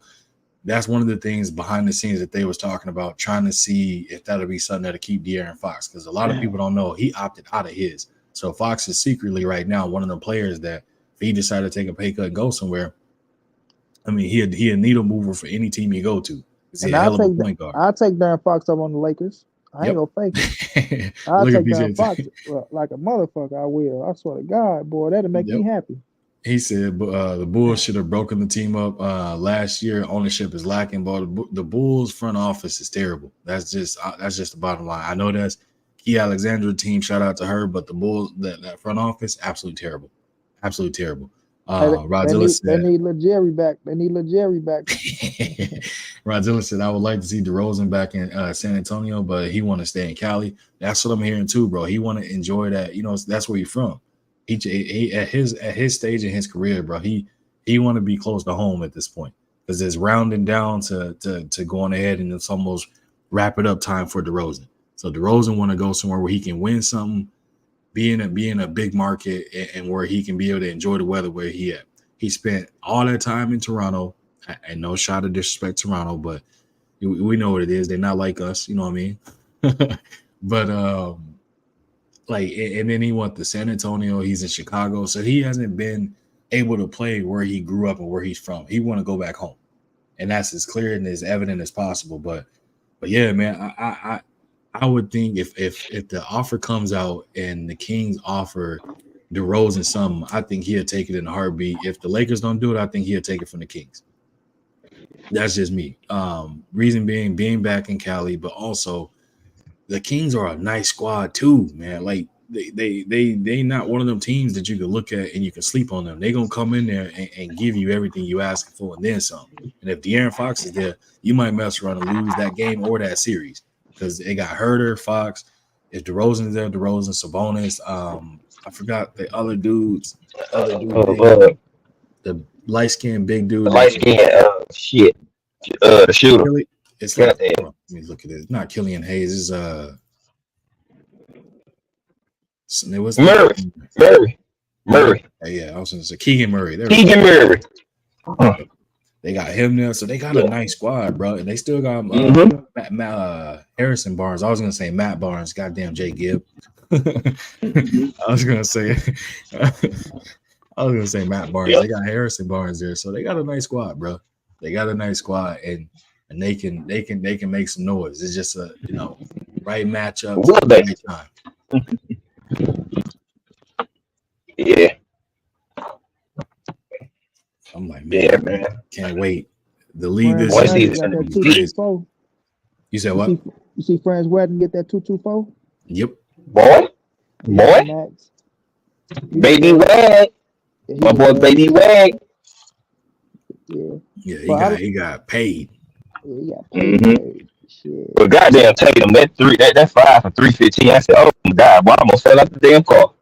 I said shit. Yeah. Hold on, who got 315? Who got Jason Tatum? Oh yeah, you know that St. Louis boys go get that money, man. Come on now. Boy, that boy said, show me the money. I'm from the show me state. That nigga said, look here. Y'all gonna have to really show me. He knew it was coming, especially when they got that ring. You know it was coming. That was but the work ethic of Jason Tatum, bro, like since I seen that kid in high school, bro, just crazy. Like that boy never stopped. Like him and Bradley Beal went to the same high school, but the work ethic was different, bro. Bradley Beal a bad boy too, got his bread, but the way Tatum worked and the way Beal worked, Tatum was, to me, he just was different, bro. He was just different. But Brad the bad. He more of a pure scorer too. More of a pure scorer. Brad Beal mama, her ass like to talk a whole lot of shit. Jason Tatum mama just hella cool. For real. That's how they do it, man. PJ said, I still can't. Look at this. PJ B, I still can't believe CP3 went to the Spurs. He gave up on his championship green. Bro, you got to realize this, PJ, big dog. He going to either win a chip as being part of a coaching staff, or he's just going to be a part of rebuilding and somebody's going to give him a chance. He done gave up a long time ago on championship dreams. The only thing he doing is collecting jerseys, trying to have the most. He gonna have a jersey in every team on the West. He already got, if I'm not mistaken, 7 or 8. He done played for 7 or 8 of the teams in the West already. He is trying to collect. He's trying to be what's my man Thanos. He's trying to get all Infinity jerseys. Right. I look at. Oh, I'm sorry. No, go ahead. No, I look at it like this when you look at CP3, man. Like when they be like the ring.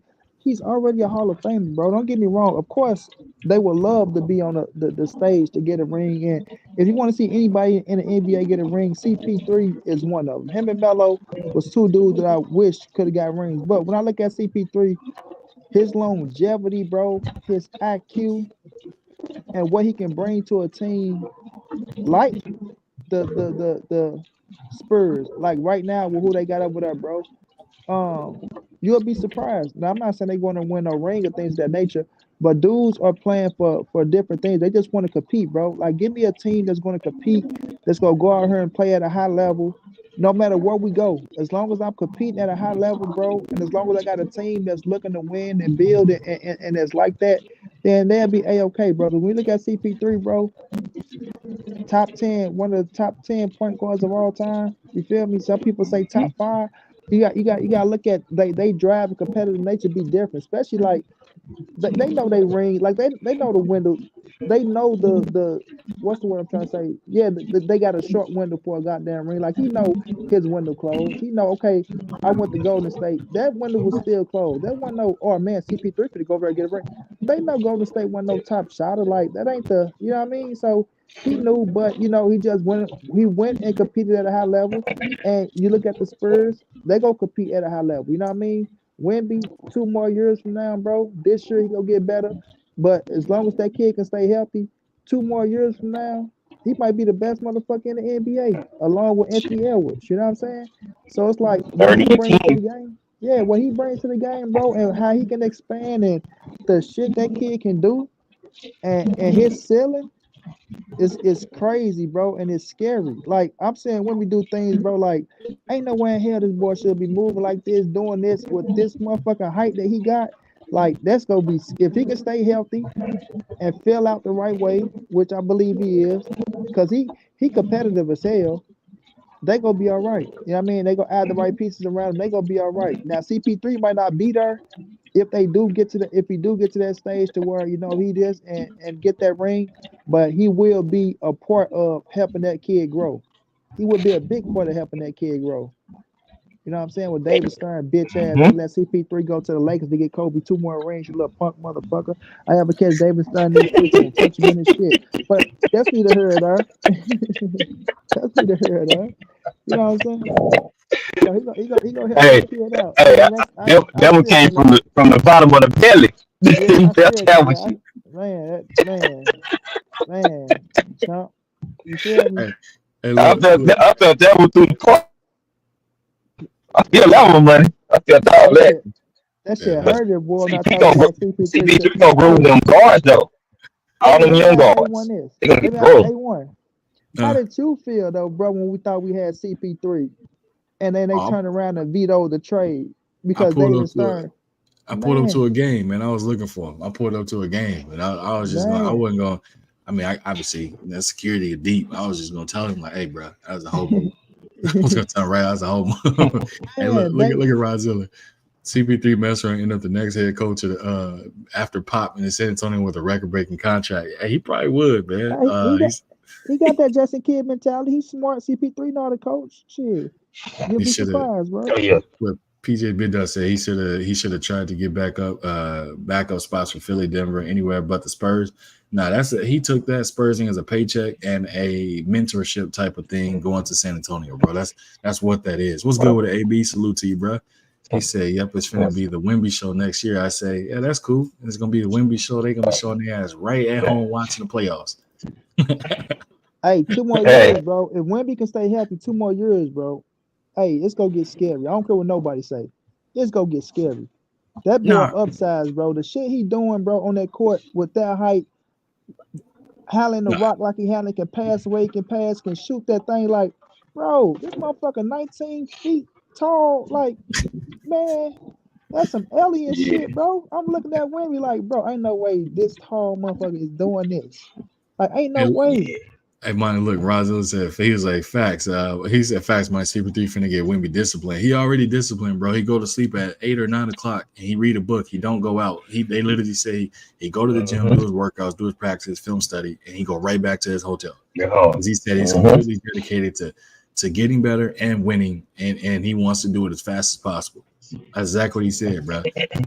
Castle and Trey finna grow like a yep. And he said, Rozzo said, "What y'all think about Memphis?"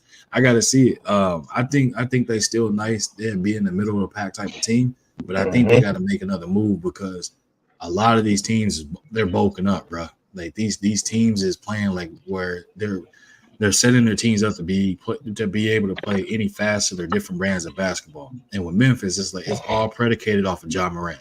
If Ja is hurt, they're not going nowhere. They have Facts. nobody there. Desmond Bain is nice, but he not no difference maker or needle mover for that team. Jared Jackson, nice player, but again, not a needle mover or difference maker or that can win you a series. They need somebody else they need to bring in there. Hell, I would say bring in DeMar DeRozan to Memphis. If Memphis is smart, go after him. You got a mid-range person. You got somebody create their own shot. You got size. You got a veteran. Bring him in. Yeah. What It's gonna get spooky. what I'm looking at it like, look, them guards get better. They got Chris Paul over there. That's a coach. That's a floor general. yeah, Only thing see, they gonna do is watch and learn. And he exactly. work and he gonna be working with Jamal Crawford. See, the thing about Wemby is what he go. I mean, sorry, the thing about Chris Paul, what he gonna teach Wemby is, bro, is it can be floor generalship, right? Because, like I say, Wemby can handle the ball, so it's all about finding your spots and playing to your strengths, bro. You feel me? Like they showed a clip, bro, where LeBron was telling AD, man, who was that? Who AD was on? You probably saw it too, A1. Well, Mm-hmm. LeBron told him, like, no, bro, do not let him. He trying to play you with defense, so he trying to push you out. What you do is you go into his chest, and when you go to his chest, it's still gonna knock his height down, and it's gonna knock him off balance. That way, you got the leverage. AD, listen. went right at his chest, bro, knocked him off balance. He went back, dunked it in his face, bam. So it's all about just teaching them big mans, you know what I'm saying, how to get to their spot, but just, with the mentality and understanding, bro, you got to bring that toughness and this and that. And no, and like I say, Wemby is strong minded. So when you said make him more disciplined, like A1 said, he disciplined, bro. He disciplined. He one of them, bro. Like he said, when he was over in European, like he was over there, but he wasn't hearing like people wanting to win as bad as him. Like he said, when he came over here to the NBA and he heard motherfuckers saying what they saying, like, oh yeah, this is where I need to be. So he got the mentality, and really a lot of them European kids come over here with a tough mentality, bro, and they want to prove themselves. So it's crazy, but to hook up with a mastermind like CP, man, learning that floor, teaching you how to get to them spots, man, is just a work ethic, fam. Like you find people with work ethics because, yeah, you might think you're working hard, you might think you're doing your shit till you get them veterans in there, and you can see that you don't have to go as hard as you're trying to go, even though you're young. You don't have to go that hard, and it's a lot of things, just little tactics and things like that from people like CP3 who've been in the game for so long and who, you know what I mean, they know little tricks and trades, man. So it's gonna be good for the kids. It's gonna be good for them because you don't want to just be around a bunch of young cats to where you the best player on the team, but you're young, So to get that veteranship around you, and then to get a Hall of Fame player like that around you, it's gonna be good for them. So, like I said, if that kid can stay healthy and fill out the right way, he gonna be scary. Yeah, yeah, he like that.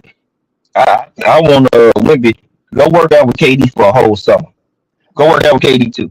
But what I'm looking You forward gotta to is slip, these Olympics, man. What y'all think about these Olympics? man. Olympic team is stacked. Yeah, they say Wemby doing this thing. They say he just had a good workout. They said Luke about to Mhm. go up against somebody. I forgot who the hell it was, man. He just They said, balled out the other day. yeah, they about to go up against. Luka So did. who on the Olympic team for us, bro? That's what I gotta see. We stacked. We got Yeah. Kawhi, KD, Bron. I can't remember if Steph is playing. Joel Embiid supposed to be playing. Pretty much every big name you can think of, bro. That they got all of them on that team. Like, here, Okay, I'll okay. actually pull the roster up real quick. Yeah, pull up. My Them bad. boys Hold on. winning. Yeah, Them I'm, boys I'm winning. over here pulling my tablet up. Let's see. Let's Okay. see. USA roster. I sure want to see Basketball. how serious we is. I want to see how serious So you we is. got Anthony Edwards, Jalen Brunson, Tyrese Halliburton, Paolo Banchero, Josh Hart, Mikael Bridges, Austin Reeves. Wait, which one is this one? Oh, that's the national. I've been Oh say, my hold god. on now. I I ain't heard got a you. name that I ain't heard the name that I wanted to hear yet. A1. That's I'm like, I'm tripping. Let me pull it. We got Bam, Devin Yep. Booker, Steph, AD, KD, Anthony Edwards, Embiid, Halliburton, Drew Holiday, now we talking. LeBron, Kawhi, Jason Tatum. Now we talking, Yeah, baby. there we go. I was just I pulled Now up we the wrong one. talking. Dog, them niggas stacked. Oh Dog. damn, So A1. I thought you just said LeBron, KD. I ain't heard LeBron, yeah, I KD, was going down. I was going Steph. down the other name. The one name I say on there that I wouldn't too much care for, to be honest with you, is the Devin Booker one. Don't Yeah. play a lick of defense and just kind of like offensively want to. But like for me, I think there was somebody else they could have snatched up outside of Booker. Like I'm not too sold or keen on Booker like that. His Well, we game know for one me, thing. I'm like, His nah, ass bro. ain't starting.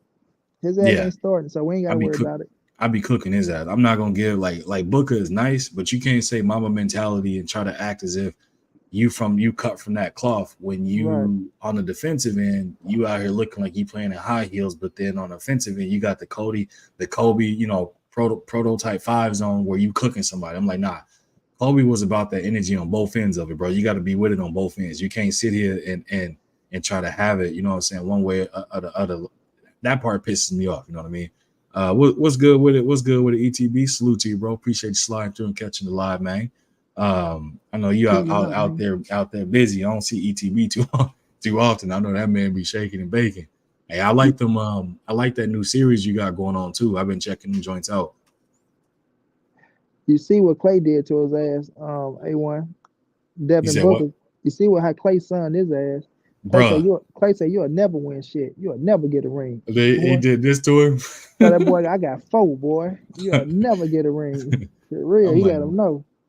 I'm telling you, he pisses me off. He got the potential, but it's just he doesn't lock in like I need to see for him. And he done been in the league long enough now where it's like I don't need you to be blocking somebody that's about 8 inches shorter than you. You trying to trash talk them, but then you crying about getting a double team, or you not willing to guard somebody your size and take that type of assignment. Like it's like nah, bro. So yeah, I like that Olympic team, bro. But the league, man, I like the few things that happen, but man, like I say, the Lakers they piss me off. Mavericks, they got stronger, but like you said, A1, they let some role players go that they should have kept. You know what I mean? Y'all can it's like you can go put up them points, but you know them bench players, bro, them role players. When you got the right ones, that mean a lot, bro. Because you'll try to replace that. You think you're replacing that with the same, and it won't turn out to be the same. You know what I mean? So, but at the same time, to bring in Klay, I can understand it too, because you also got to pay that man. You feel me? You got to pay him. So it's sometimes it's give and take. But I still like what they did. I still respect it. And you know, one thing about Mark Cuban, he'll go for it. He'll for sure go for it. If it's a player out there that he won't, he go get you. He don't give a fuck what the situation is and things of that nature. And this ain't no basketball. So I respect Mark Cuban on that point, boy, because he is gonna bring you in. Like people thought Kyrie was gonna leave. People thought, oh man, Kyrie don't want to be there with Luka. Kyrie don't want to do this. Kyrie don't want to do that. Kyrie don't want to do this. And you turn around, these motherfuckers resign, go to the championship. Like, yeah, now y'all looking stupid, bro. Them dudes A-okay. Like I hate that shit. Five motherfuckers just make up. Kyrie, man, he just tough to play with. And Kyrie ain't this. And Kyrie ain't that. And Kyrie, he just think, man, because people got their own belief. Don't got nothing to do with what they doing on the court, bro. Y'all don't know how these people, you know what I'm saying, clicking with each other, bro. But one thing Luka gonna have to do is he is gonna have to get his ass in shape, and he is gonna have to play some defense. You know what I'm saying? That's one thing Luka got to do. That's why Mike Finney took that motherfucker beer out of his hand. Like, fool, you drinking the beer like you won a championship. Like, don't get me wrong, with good, you made it to the championship, but you ain't won shit to be drinking this beer. And Luka knew it too. That's why his ass just gave the beer away. But you know, it's go. You know, I like what they doing, but you still gotta get on the court, and you gotta work. It gotta work. And I think with them dudes on the court, I think it's gonna work, bro. So I'm looking forward to watch Dallas like a mother. And I'm looking forward to see Minnesota come back. I'm gonna miss Derrick Jones, but I think he wanted a little bit more money than what we was gonna get Grimes for. I mean, we got Grimes, Najee Marshall, and Klay. If we would have just got only one, then I would have felt a little bit worse about it. You know what I'm saying? But we got three and D guys. You know what I'm saying? Who arguably better shooters. He might be a better defensive player, but they Grimes and Najee Marshall play defense. That's why they stay on. That's why they was on the court when they was in New York. In Grimes' case, and in New Orleans, that's why Marshall was on the court, and he can go out to three. So you know what I'm saying. I'm cool with it. I'm cool with both of those because we got three players. You can alternate them. If one of them get tired, hey, go get him. Your role is to do the same shit he doing. You know what I'm saying? Play defense, look for the open shot. I mean, so I'm cool with it, and we didn't break the bank. So I mean, we still gotta. We can add a few more pieces. So, hey, y'all, sneaky move, though. Kevin Porter Jr. to the damn Clippers for peanuts. That's a sneaky move. Because Kevin Porter is a baller. His case and shit fucked him up. But dude can ball, though. And I was like, man, they got him for pretty much peanuts. I said, oh, my God. That's a hell of a move. I wish we would have grabbed his ass because he can hoop. He cold. He can give you 20 every day. He was already doing it, and he young, so I was like, that's a sneaky pickup. And due to his case and shit, I know he probably getting a league minimum, some shit, probably about $5 million or something. Ain't gonna tell him what he got paid, but that was a sneaky pickup. Westbrook to the Nuggets, because we know when we watched Denver, if Murray went down, they was down. So they looked like they said, you know what? Let's get us another guard that we feel comfortable with to be able to, you know, kind of run the show. If Murray get hurt again, because they know he's gonna have something that in him. They know it. It happened every year. So yeah. What? Hey, and then just to jump in, I think 5 cutting out. Wait, no, Yeah, he's five. Oh Five. no, He I'm cutting right out. here now. I just hopped on the highway and I seen oh. all these damn cars on these brakes and standstill track. Oh my god. Oh Lord, nah, bro. While he's fighting traffic, I'm gonna respond to stuff in the chat real quick. Yeah, PJ Big Dog said it's damn shame they block Kyrie from the team.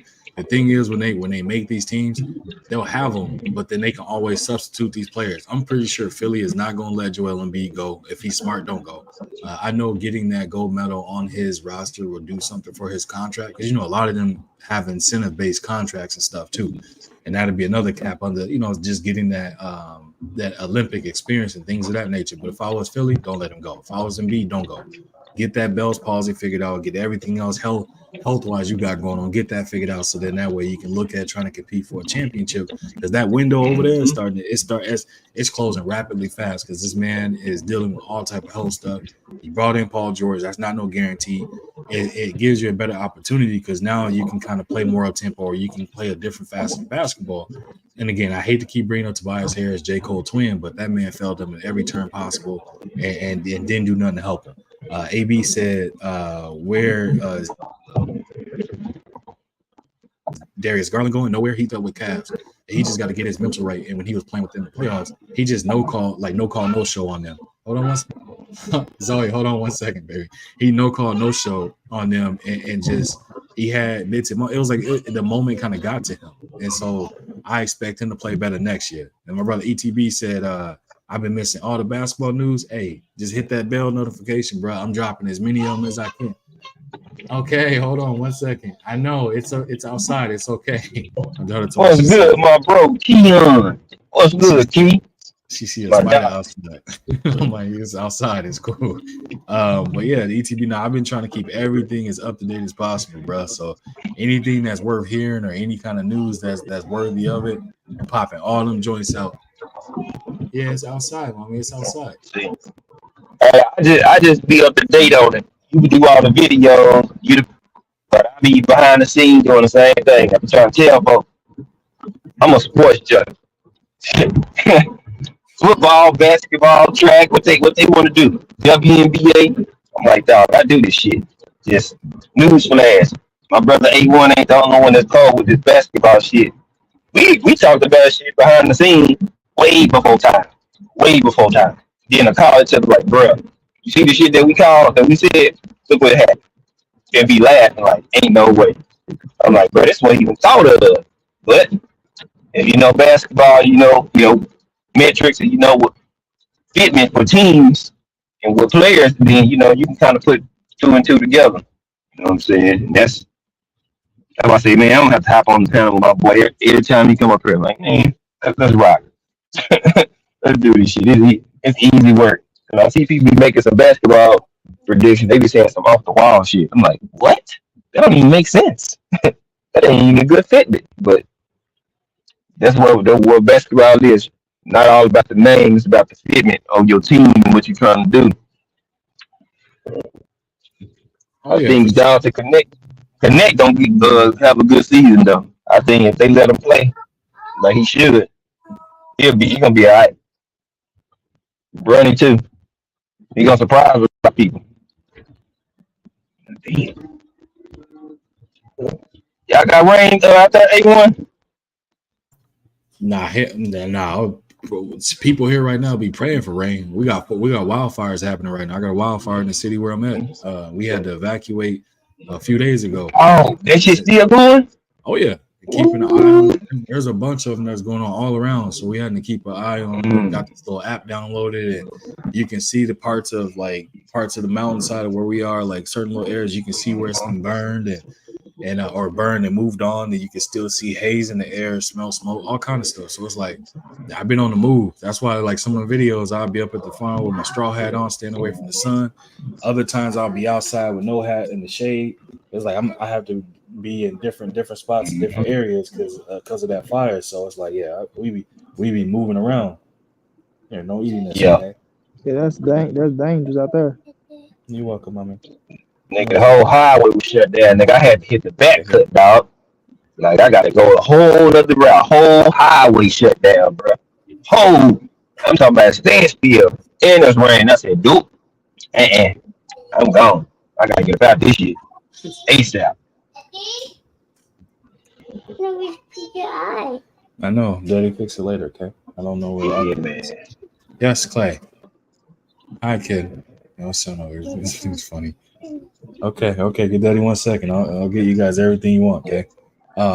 Yeah, nah, man, it's crazy over here. Like, absolutely wild, bro. Like, imagine driving like across this bridge and you see an entire like side of a mountain on fire. Like, like Crazy, it's not bro. Hell funny. no.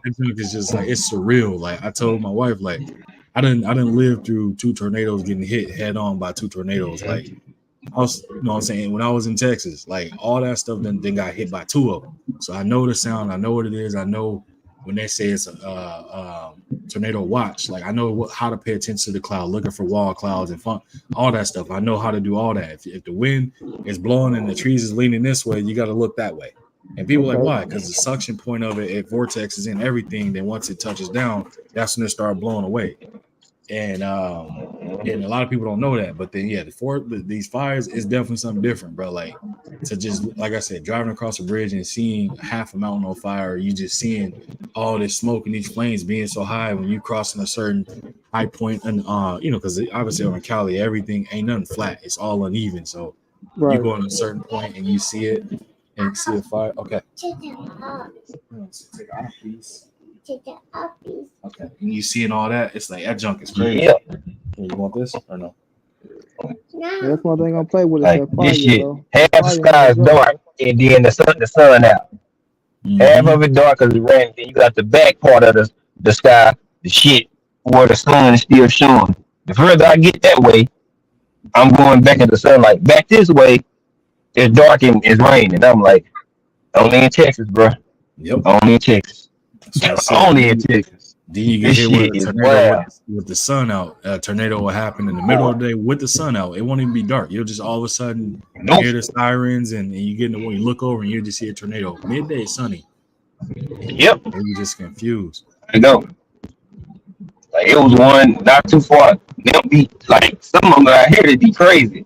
Like that's why they trying to take up a lot of these open fields in certain areas and them tornado alleys and shit. Because them fields don't do shit but help shit pick up debris and man, that shit crazy. So they trying to build up and take up a lot of these open fields with these trees because the last few that's been out here, man, trees and everything been flying and lifted and yeah, I said nope. I'm glad they don't come right to my area. It'd be like in other spots, shit on the outskirts. So I'm like, all right, at least we in a good position. But like I say, this shit is wild. Whole roads full of water. One side is sunny, the other one's shady. The other one just like the hell with it.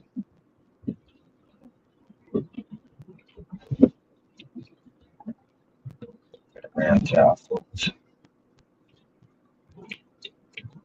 Money, what y'all what looking like up there, money? Damn, might keep tripping. Set it again, fine. I said, what y'all what looking like? Y'all got some rain or it's hot? Man, let me tell you, bro. We've been having fucking rain, bro. And the thunder been smacking our tree. Like the thunder hit the tree in our backyard and knocked that motherfucker down. Then like it been raining so hard, bro, and the lightning just been crazy, bro. And I'm talking about not just here, all over St. Louis, the lightning been striking. I'm like, damn, is God fit to, you know what I mean, blow motherfucking St. Louis up the way this lightning hitting down? But He angry or something. yeah, but I'm talking about trees. I'm talking about trees falling, lightning. I'm happy we got through the fourth, cause soon as like when the fourth was over, bro, that shit came down so hard. But I'm talking about so hard, bro. Lightning. Like A1 said, like you think you found a motherfucking tornado, how that shit come down. I'm like, boy, he gave us the fourth, but boy, that shit coming down hard. But other than that, yeah, this how it happened though when that shit switched on. It's gonna get hot as hell though. Get hot as hell. July, August in St. Louis is the hottest month. Yeah. Yes, it's about to turn to a pressure cooker out here. Oh, Yeah, we finna next month fucked up. 110s, 106s, and motherfucking old people down in their houses because they don't want to turn in the earth because they saying they can't pay their goddamn, man. It'd be crazy, bro. It'd be crazy. I'm like, we just now cranking July up, and it's already at 102. And you know what I'm saying? I said, I said, yeah, mama, here come that man again. That son. Here he come. And then look, speaking talking about son, both of my we got you to this football season. How A1? Say it again, A1. I said, my son popped up to my daddy, let me come sit with you. I want to see. I want to know. Sorry, man, he come sit with me. I had to put his hair up real quick. Boy, that's my guy Klay. Boy, you want to talk to he still growing it? That basketball. He still growing that joint? No, I'm just letting it. I haven't taken him to get a haircut yet. Turn side of him. Like this. Yeah, I want to say he's still growing it. Yeah, boy, long, man. This is like ponytail and keep it moving. Look, AB said, "Is that a hurricane coming for Texas?" I ain't never experienced one of them. I don't want one of them, but I ain't never experienced it. Right. Don't even. Now, I done seen a tornado that was close by, like in the neighboring city, and I'm talking about that joint splitting houses in half, splitting trees, you name it. I was like, oh, then it stopped. I said, good. I'm glad it didn't come my way. God, dog, it was too close to comfort, bro. Way too close to comfort. Yeah. Like if you don't think in Dallas or Duncanville, Minnesota, and you say Cedar Hill, you like, nigga, that's the neighboring city. Yeah. Go ahead. I got to say one though. You don't think Bronny gonna make the team? You think he just gonna be, you don't think he's gonna be on the roster for the season? Hold on, buddy. No, I think so. He's officially signed with the team. That's why he got that fully guaranteed $7.9 million deal. But as far as like him getting notable or big minutes and stuff, I think they're gonna take him through the developmental process. But at the same time, I think he will get like garbage time or like when it's like if they got a big lead or something like. I think he'll get those minutes or if they get thrown out because you can't give your 55th overall or second round draft pick. They got a $7.9 million fully guaranteed contract. You cannot allow him not to have minutes or allow him not to play because then you're gonna look stupid as an organization for doing that type of deal. Veterans that didn't even got that type of contract, and it's like he getting that contract and he ain't played a minute. They gonna stop. They're gonna have to. They're gonna have to do it. Right. That's all I'm gonna say. Those some minutes at some point. That was the point I was making. I'm like, shit, they paid him that money. Ain't no way in here they can't put. They're like, we try to just pay him because he's LeBron's son. But that's gonna be the talk anyway. But I feel like I don't think they're gonna get him going. I think they're gonna put his ass on the court to try to let him play with LeBron. To try to, you know what I mean? I just feel like, not fuck up the system. We know JJ gonna run the system where he run it. You know what I mean? But I just feel like, they go. Them jerseys sold out like that. They have to see. He gonna have to see some playing time. Right. Oh yeah, he gonna play, bro. Cause they just be honest. For one, D'Lo don't play defense. I mean, he tried to do a little bit of effort, on the back half of last year. Bronny played defense, and he got a high basketball IQ. So, if you smart, you can shoot. Even if you ain't got all the footage or the film that they would like you to have. Your IQ and your basketball acumen is going to put you on the court, and you got paid. You know what I'm saying? So, they're going to give him a shot. You know what I'm saying? Whether it be 15 minutes a game, hey, they going to give him something. Got to. That's a fact. I mean, like, you wanna have he's a good perimeter defender. They need that. Yeah, so I'm looking at like he's a 3-and-D guy, and I like his mentality. Yeah, and even he told you, like, I could be more aggressive on my attack. You know what I'm saying? They want him to get busy. They want him to get his job on. Go attack the cup. Make people fear you going to the basket. I don't know about his John Morant, but I know he. I'm talking about that. I'm talking about the attack mentality, not. Okay. That's all I'm talking about. Attacking the basket, that aggressive with just ultimate confidence because you're an athlete. You're athletic as hell. You got hops, and you can finish. You know what I'm saying? So that's what I mean by that. Not none of that other shit. He's too smart for all that. You know what I'm saying? Him. That's what they need, and then you could attack the basket. Once they start worrying about that, they're gonna double, kick out. You know what I'm saying? Now you ain't, that's how I see it. You know what I'm saying? And then once you got your dad, you got AD, and they start getting busy, they gonna start doubling them up. They gonna kick it back out to you. role reverse. Shoot that bitch, Bronny. You know what I'm Yeah, saying? So he showed that's me. spoke. He That's just showed me. That's spoke how I on. see Yeah, he showed spoke on it. who he compare himself to, like a role player. Like, and that's what I like about the kid, bro. Like he coming in. And like Bronny said, man, I'm staying same with what's going on. I'm not worrying about what people talking about. I'm gonna play my game, and that's the best thing you can do, bro. And I like that shit because he not coming to the game being all arrogant and cocky and stuff like that. You know what I mean? And I can respect that. So I think some of the noise that's said about him is unwarranted. But you gotta understand when you got that James name on your back, bro. You're a target. You know what I mean? And especially Yep. how you came into the game, you most definitely a target. Now, what I didn't like is this. I'm gonna keep it all the way 100. What I didn't like is them Mhm. trying to compare him to Kyrie, right? Oh, Kyrie only played X amount of games, but he came in like, bro, Kyrie was him. Like, bro, Number don't one. yeah, Number one. don't compare him to Kyrie. Like, oh man, we just gotta wait and see. No, okay, we know Bronny got a mind. He's been, groomed by his father and doing NBA shit since he was 5 years old. We understand that. But we talking about Kyrie Irving here, my boy. Like, come on now. We That's a understand why must. he only played almost 7 to 8 games, in college and went number one overall. That's something totally different. Now I Yep. get what they were trying to do, but Kyrie did this. So, Bronny, he couldn't do. I say, man, please stop comparing Bronny to Kyrie, bro. Don't do that. You know what I'm saying? Don't do that at Exactly. all. Yeah. Yeah. Kyrie, That's Kyrie it's saved too Bronny much. daddy. All right. Kyrie saved Bronny daddy and gave him a ring. Like, don't do that. And look, AB said he just looked it up. There's a hurricane hitting Texas Sunday, so start getting ready. So if I keep that part in mind, but God I'm gonna damn. get ready to get up out of here so I can get to taking care of these little minions, man. They keep asking for everything under the sun, Yes, everything under sir. the sun. Daddy, I want this. I want this. I want to watch TV. Like knowing y'all don't, knowing neither one of y'all get screen time like that. I don't let y'all. We don't let y'all watch TV like that. Nor do we let y'all get sweets. But we went to the store and my wife was like, having a little pregnancy cravings, and she she saw that donut, so she got a little small pack. They little eyes, they left the donut pack since. Dang, I want a donut. Oh, man. Come on, man. And we want some more donuts, Nick. Yeah, like y'all know what it is, man. We do not give y'all sweets, and I definitely don't be. They ready to get I the already know bouncing how off the that's. walls on y'all ass, right? And that and then Like, my boy, son already done had sweets. All he do is first thing he wake up ask for something sweet. I'm like, bro, you know you don't get nothing sweet from us. Why is you sitting here acting like I'm like, yeah, nah. No doubt, no yeah. doubt. But it's So all love, my brother. We had to come through and show you some love, man. You talking that basketball like you talk that basketball. We had to slide through on you. no, I definitely appreciate it. You already know, man. Anytime when I Yes, had sir. the time, like I said, I'm live every Friday after I get through my little cooks of what I get through. I always look to drop the link if anybody will pull up or if I got the time for it.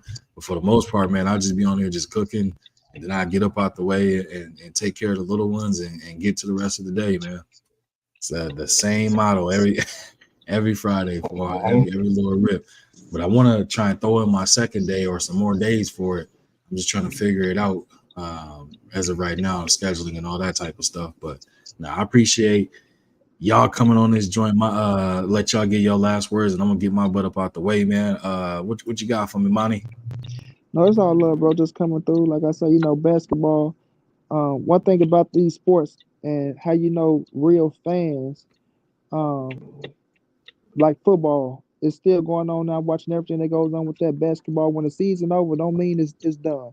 So there's a lot that Mm-hmm. goes on and things that nature. If you pay attention, if you that type of fan, you watching everything that goes down because you look at those things that lead you all the way up to the season. You know what I'm saying? So just had to come through, rock out with you, bro. We go pull up every Friday when we got a chance, and as long as we remember to come kick this basketball, like I say, it's another piece of mind for us, bro. So it's all love, man. We'll always come through and show you love, bro. You already know how it is. No, much love. Definitely appreciate that, Monty. Appreciate you, brother, pulling up on me. G5, what you got for me, bro? Man, good shit, brother. You know what you're talking about, man. I enjoy, saying our basketball endeavors and conversations behind the scene. And man, bro, we be spot on, bro. You know what I'm saying? We be spot on. Like we need to go play the lottery spot on type of deal. I mean, way ahead of time. So shout out to everybody that pulled up. Make sure y'all smash the like button for my brother. Shout out to my brother Money Beezy. Shout out to my brother A1 as always, man. Keep doing what you're doing, man. I see you early, so I did my live in real quick. And I was like, oh shit, there you go. I said, yeah, we finna roll right on over to A1. I just wanted to get off a few balls and we'll go like that. You know. Y'all wonder I'm still here. I ain't with no, just know I take care of personal and real life business first.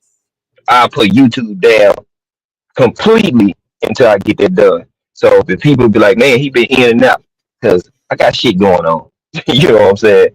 In real life, and my family, my kids, that shit coming first, always. So, you know what I'm saying? I appreciate the love, support. Shout out to you, my brother, as always. Another dope show. I'm gonna let you close out, do your thing. I hit you on the back line, brother. Nah, I appreciate it. I didn't even know. Like I said, man, I had hopped on the live late, and then I didn't even look on YouTube or anything. I just like, all right, I'm gonna pull this, drop my little thumbnail, pull this joint up, get the cooking, because I had some things I wanted to talk about, address those things I wanted to talk about. So if anybody that's just now tuning in or catching the playback on the end of this joint, hopefully you enjoyed the entire live. If you just tuned in now, make sure you rewind that joint, go all the way back to the front, man. Because like I said, I started this joint off hot and dove into every category and welcome any and all the smoke on any of them topics, man. Open door policy when they come to A1. I ain't ducking nothing. So appreciate everybody that came through, everybody that hit the cash out, the super chat.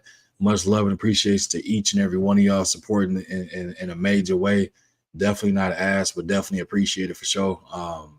And y'all know, man, we're gonna keep rocking out. We got content dropping daily on different things, my own little spin on a few things. So make sure y'all check them things out, man. It's gonna keep coming. We're gonna keep rocking out. Like I said, I was gonna do one on the Buddy Hield with the Warriors, but then I changed my mind because I spoke on it a little bit on the live. So I don't want to kind of refilter, reuse that. So I'm not gonna do it.